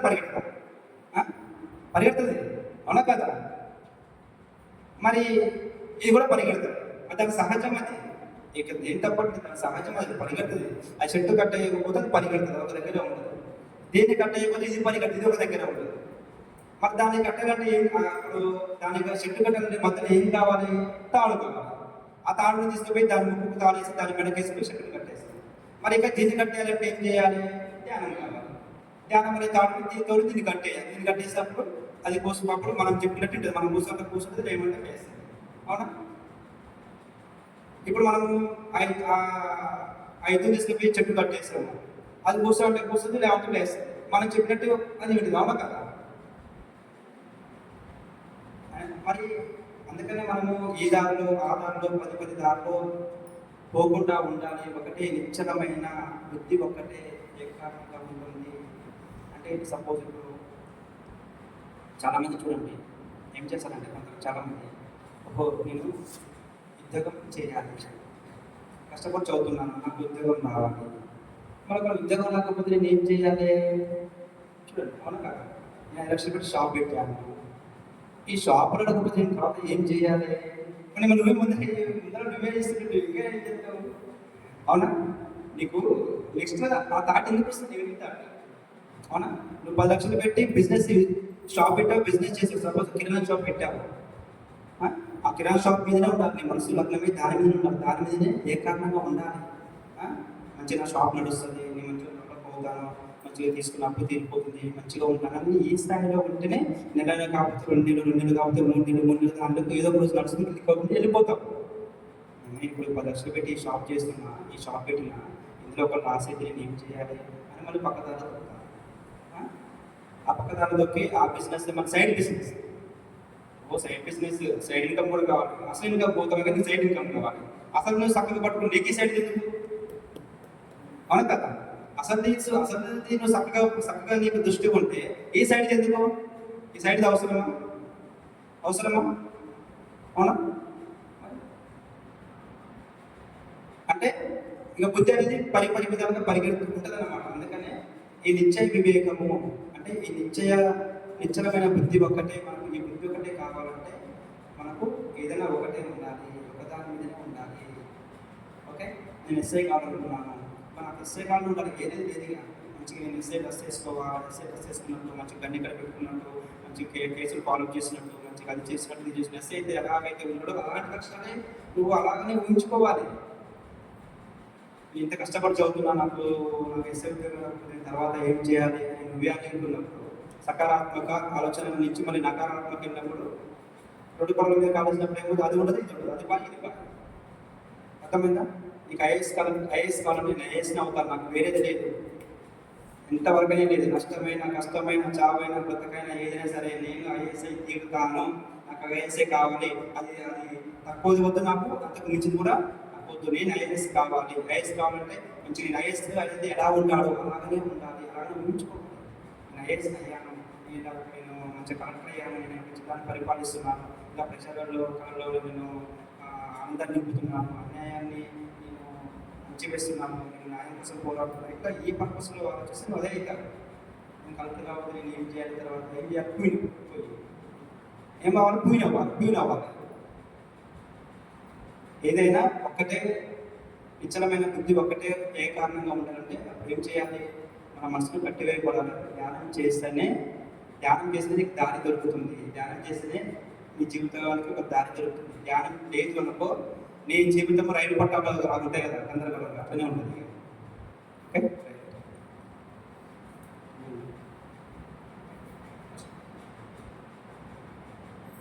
ఒక శ్లోకం చెప్తున్నాను. त्रैगुण्य विषया भेदा निस्त्रैगुण्यो भवार्जुना नित्यबन्धो नित्य सत्त्वस्तो निर्योग क्षेम आत्मवान् त्रैगुण्य विषया भेदा निस्त्रैगुण्यो भवार्जुना नित्यबन्धो नित्य सत्त्वस्तो निर्योग क्षेम आत्मवान्. ఓకే, ఏమంటాడు కృష్ణ భగవాన్ ఇక్కడ? ఓ అర్జున, వేదాలు త్రైగుణ్య విషయాల గురించే చెబుతున్నాయి. నువ్వు త్రిగుణాతీతుడవుగా ద్వంద్వాలను యోగక్షేమాలను విడిచి శుద్ధ సత్వాన్ని అవలంబించి ఆత్మజ్ఞానివి కావాలి, ఆత్మతత్వంలోనే స్థిరపడాలి. ఏమంటాడు ఇక్కడ? లాస్ట్ పాయింట్ ఒక్కటి అర్థమైతే చాలా మంది ఆత్మజ్ఞానివి కావాలి, ఆత్మతత్వంలోనే స్థిరపడాలి. ఓకే, మనకేంటిది? మనకు ఆత్మజ్ఞానం, మనం ఆత్మతత్వంలో మనము స్థిరపడదు. ఎక్కడ స్థిరపడాలి? పోయి మంచిగా లండన్లో స్థిరపడాలి, పోయి హైదరాబాద్లో స్థిరపడాలి, వాషింగ్టన్లో స్థిరపడాలి. మా అబ్బాయి మంచిగా అమెరికాలో స్థిరపడ్డాడు, మంచిగా నెలకు లక్షలు సంపాదిస్తాడు, రేపు నువ్వు వస్తే రావట్లేదు. అవునా? నీకు ఇక్కడ పోగొడతలేవు, నాయన ఎట్లున్నావు, నాకు టాబ్లెట్ లేదు, అడిగే దిక్కు లేదు, కానీ అక్కడ పోయి అమెరికాలో అక్కడ స్థిరపడ్డాడు. స్థిరపడడం అంటే నేను ఉన్నానంటే అది సెకండ్ పాయింట్. ముందుగా మనము ఇక్కడ స్థిరపడాలి. మనం ఫస్ట్ ముందుగా ఆత్మజ్ఞానం కావాలి. రామకృష్ణ పరమహంస యోగానంద ఏమంటాడు తెలుసా? ఏమంటాడంటే ఆయన, నువ్వు ఎంతటి అధికారివైనా, ఎంతటి జమీందారివైనా, అంటే నువ్వు కలెక్టర్ అయినా, ఒక సీఎం అయినా, ఒక పిఎం అయినా, ఏదైనా సరే ఆయన జీరోతో సమానం అంటాడు. ఆ జీరోకు ముందు ఒకటి ఉంటేనే కదా దానికి విలువ. ఆ ఒకటి అనేది ఆత్మజ్ఞానం అంటారు. ఆ ఆత్మజ్ఞానం అనేది ఉంటేనే దానికి విలువ, దానికి వాల్యూ ఉంటుంది. ఎందుకు? ఎప్పుడైతే నువ్వు ఆత్మజ్ఞానం అయినావో అప్పుడు నీలో సత్యం వస్తుంది, ధర్మం వస్తుంది. తెలుసా? లేదనుకో అసత్యము, అధర్మము. తెలుసా? సత్యం అంటే ఏంటి? మన నోటి నుంచి వచ్చే ప్రతి వాక్యే సత్యం కావాలి, మనం చేసే ప్రతి పనియే ధర్మం కావాలి. మరి ఈ రెండు రావాలంటే మనం ఏం చేయాలి? ఎలా? ఫస్ట్ ఆత్మజ్ఞానం కావాలి. ఆత్మజ్ఞానం అయితే వస్తాయి. ఇప్పుడు సపోజ్ మనకు ప్రధానమంత్రి నరేంద్ర మోడీ ఉన్నారు, అంతకుముందు ఉన్న వాళ్ళని ఇప్పుడు ఉన్న వాళ్ళని చూస్తుంటే సరే కొద్ది గొప్ప వాళ్ళని ధ్యానం చేసి కొంచెం ఆధ్యాత్మికతలో ఉండబట్టి చాలా వరకు మనకు కొంచెం న్యాయంగా, ధర్మంగా కొంచెం భారతదేశం అప్పటికిప్పటికీ కొంచెం అభివృద్ధి పదంలో వెళ్ళిపోతుంది. అవునా కాదు? అదే మరి అసమర్థులు, అజ్ఞానం మన చేతిలో ఉంటే ఇప్పుడు రేవంత్ రెడ్డి ఉంది పాలన, అజ్ఞాని, మూర్ఖుడు. ఎట్లా ఉంది పాలన? ఒక యోగి, ఒక ఉత్తరప్రదేశ్, ఎట్లా ఉంది పరిపాలన? అందుకని ప్రతిసారి చెప్తుండేవాడు. ఎందుకు చెప్పాడో నాకు తర్వాత అర్థమైంది. ఆత్మజ్ఞాని పరిపాలకులు కావాలని చెప్పిందంటే ఎందుకని అర్థమైంది. ఎందుకంటే ఆత్మజ్ఞానంలో పరిపాలకులు కావాలి, అజ్ఞానులు కాదు. అజ్ఞానులలో తీసుకుపోయి పెడితే ఏమవుతుంది? చిందరవందర అయిపోతుంది, దేశ భవిష్యత్తు నాశనం అయిపోతుంది. అందుకని మన ముందు చూపుగానే దేశ భవిష్యత్తు బాగుండాలంటే ఆత్మజ్ఞాని పరిపాలకులు కావాలని, అందుకని ఆయన పెరిగిన పాటలు పెట్టడం ఇదంతా ఏదో ఉంది అని అర్థమైందనుకున్నాను. ఓకే, కాబట్టి మనము ఆత్మజ్ఞానాన్ని సంపాదించుకోవాలి. ఇంతకాలం నేను అక్కడ 5 కోట్లు సంపాదించాను, అక్కడ 5 ఎకరాలు కొన్నాను, ఇక్కడ 10 ఎకరాలు కొన్నాను, ఒక రెస్టారెంట్ పెట్టాను, ఒక హౌస్ కొన్నాను. ఇదంతా ఏంటి? ఇదంతా వస్తుందా? ఇదంతా తాత్కాలికమైనది. ఏమొస్తుంది? నీతో పాటు నువ్వు సంపాదించుకున్న జ్ఞానం వస్తుంది. మన స్థూల శరీరం నుండి చాలా మంది అంటారు, నువ్వు ఏం తీసుకుపోవు. మనము ఒక్క నామా పైస కూడా మనం తీసుకుపోము. అవునా? చూశారు కదా, ఈ ముందు మన కళ్ళ ముందర మరణించిన వాళ్ళు, కోటీశ్వరులు ఉన్న వాళ్ళు మరణించే వాళ్ళు సంపాదించిన దాంట్లో ఎవరైనా తీసుకుపోయారా? వాళ్ళ మీద ఇంకా పీక్కున్నారు. వాళ్ళ చేతుకున్న ఉంగరాలు, వాళ్ళ మెడలో ఉన్న గొలుసులు, కాళ్ళకున్న కడియాలు, కొట్లాటలు, పంచాయతీలు. అవునా? నాకు కావాలంటే నాకు కావాలి, అక్కడనే ఉంటాను. ఇక్కడ పంచాయతీ అయినాకనే అక్కడ. ఇంత అజ్ఞానంలో ఉన్నాము. ఓకే, ఏం కావాలి మనకు? ఎటువంటి సంపద? ఫస్ట్ మనకు అవి నేను వద్దంటేనండి. అంటే మనకు అన్ని అవసరాల కోసము మనం భౌతికంగా కుటుంబంలో సమాజంలో ఉన్నాం కాబట్టి మనకు బ్రతకడానికి అవి కావాలి. మనకు అన్ని అవసరాల కోసం అంటే న్యాయంగా, ధర్మంగా మనకు ఎంతవరకు అంతవరకు. ఓకే, మనం అసలైన సంపద ఏం సంపాదించుకోవాలి? అసలైన సంపద జ్ఞానం అనే సంపద. మనం దాన్ని సంపాదించుకోవాలి. మన పిల్లలకు మనము ఇచ్చే గొప్ప ఆస్తి, సంపద, ఐశ్వర్యం ఏదైనా ఉంది అంటే అది జ్ఞానమే. నువ్వు అది ఇస్తే చాలు, వాడు సంపాదించుకుంటాడు. నువ్వేం కోట్లు కూడా పెట్టాల్సిన పనే. అవునా? ఇప్పుడు ప్రధానమంత్రి నరేంద్ర మోడీ ఉన్నాడు, స్టేషన్లో ఛాయ్ అమ్ముకున్నాడు. ఏమన్నా పెద్ద బ్యాక్గ్రౌండ్ నుంచి, పెద్ద కుటుంబం నుంచి వచ్చిన వ్యక్తి. రాహుల్ గాంధీ తరతరము పెద్ద కుటుంబం నుంచి వచ్చినవాడు ప్రధానమంత్రి అయ్యాడా? తల కింద తపస్సులు చేసినా కాలే. మరి ప్రధానమంత్రి కూడా ఏ బ్యాక్గ్రౌండ్ లేదు, ఏ రూపాయి లేదు, ఎలా అయ్యాడు? మరి తన ధ్యానము, తన జ్ఞానమే కదా ఈరోజు తన స్థితిలో తీసుకొచ్చింది. నీ ఆస్తి, నీ కోట్లు, నీ సంపద ఏమైనా చేశాయా? రాహుల్ గాంధీకి ఉన్నాయి, సంపద ఉంది, ఆస్తి ఉంది, ఐశ్వర్యం ఉంది, కోట్లు ఉంది, పలుకుబడి ఉంది, బ్యాక్గ్రౌండ్ ఉంది. ఏమైనా చేశారా? ఏదే. అందుకనే మన పిల్లలకు మనం ఇవ్వాల్సినది ఏదైనా ఉంది. ఫస్ట్ ఇవ్వద్దు అసలే అంటే మొదటగా మనం వాళ్ళకు ఇస్తే వాళ్ళ కాళ్ళ మీద వాళ్ళు నిలబడగలుగుతారు. వాళ్ళే సంపాదించుకుంటారు. ఏం చేయాలని వాళ్ళే చేసుకుంటే వెళ్ళిపోతారు.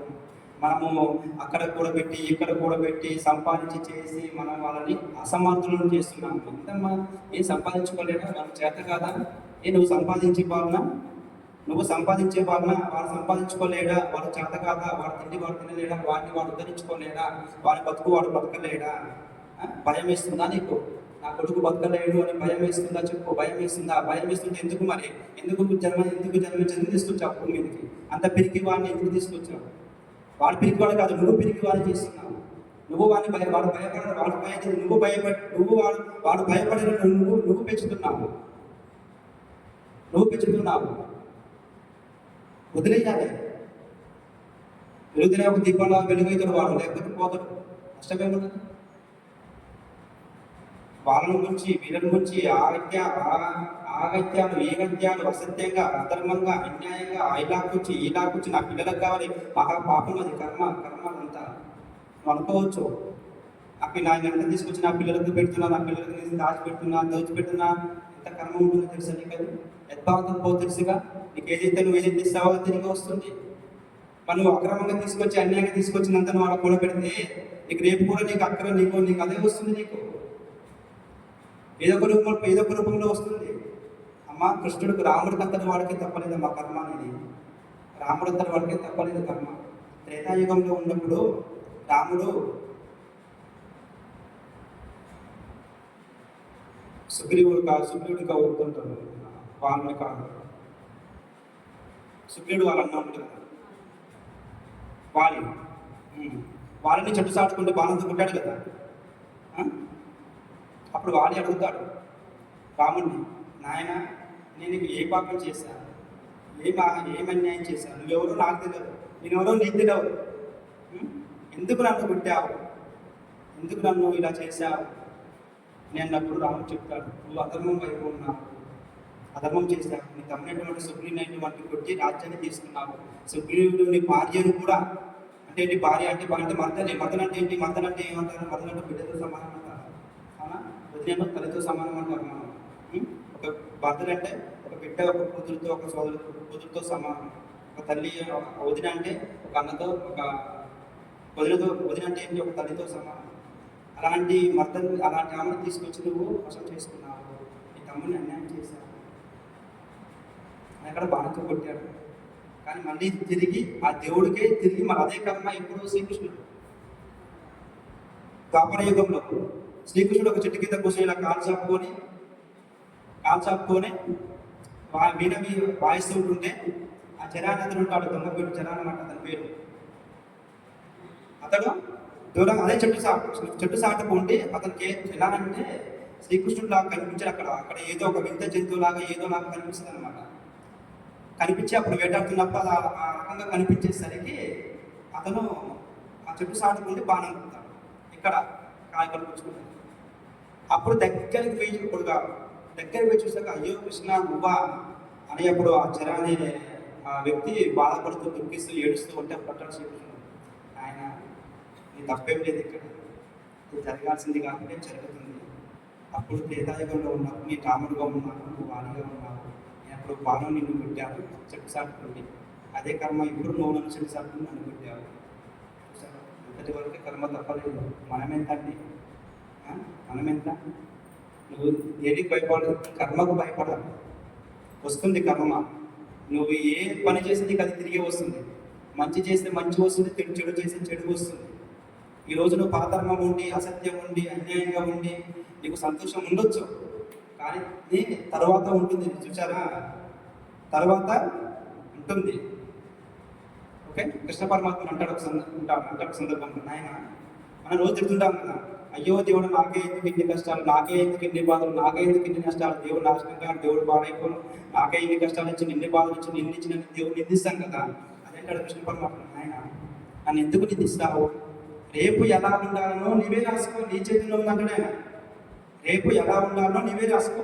అంటే ఏంటి, ఇప్పుడు ఈ జన్మలో మనము అనుభవిస్తున్నది, మనం ఆ రోజు పాపం చేస్తాం కాబట్టి పాపం అనుభవిస్తున్నాము, అవునా? పుణ్యం చేస్తాం కాబట్టి పుణ్యం అనుభవిస్తున్నాము. అంటే మంచి చేసాం కాబట్టి మంచి వచ్చింది, చెడు చేసాం కాబట్టి చెడు వస్తుంది. ఆ రోజు నువ్వు ఏం చేస్తుందో నాకు అదే వచ్చింది కదా, అవునా? ఈ రోజు నిన్న ఏం చేస్తే నాకు ఈ రోజు అదే వస్తుంది, అవునా? ఈ రోజు ఏం చేస్తే నాకు రేపు అదే వస్తుంది, అవునా? ఇప్పుడు మనము వంకాయ కూర వండుకుంటే వంకాయ కూర తింటాం, వంకాయ కూర వండుకుని నేను ఆలుగడ్డ కూర వస్తుంది మనకు, చెప్పండి. ఆలుగడ్డ కూర వండుకుంటే మనకు పన్నీర్ కూర వస్తుందా? లేదే. ఆలుగడ్డ కూర వండుకుంటే అదే తింటా, అంటే నేను ఏం చేస్తే నువ్వు రోజు అదే తింటా. నువ్వు ఈ రోజు ఏం చేస్తే నీకు అదే వస్తుంది. కాబట్టి మన జీవితం అనేది ఒక తెల్ల పేపర్ లాంటిది, ఒక తెల్ల పేపర్ లాంటిది. ఆ తెల్ల పేపర్ మీద నీవు ఎలా రాసుకుంటే అలా ఉంటుంది. ఈరోజు నువ్వు ఎలా రాసుకుంటే రేపు నీకు అలా వస్తుంది. మంచి రాసుకుంటావా, చెడు రాసుకుంటావా అనేది నీ చేతుల్లోనే ఉంటుంది. అందుకంటాడు, నన్ను ఎందుకు నిందిస్తావు అయినా, రేపు ఎలా ఉండాలో నీవే, నీ చేతుల్లో ఉన్నది, నీవే రాసుకోవాలి. అందుకని మన జీవితం మన చేతుల్లో ఉంటుంది. ఏది ఇస్తామో మనకు అదే తిరిగి వస్తుంది, అది మంచి అయినా చెడు అయినా. Okay, right. Okay masters, thank you. మళ్ళీ మనము భోజనం అయిపోయాక 3 గంటలకు మళ్ళీ వచ్చి మనం కలుసుకొని 1 గంట సేపట్లో క్లాస్ అయిపోతుంది. ఓకే, మీ అందరికీ నేను ఒకసారి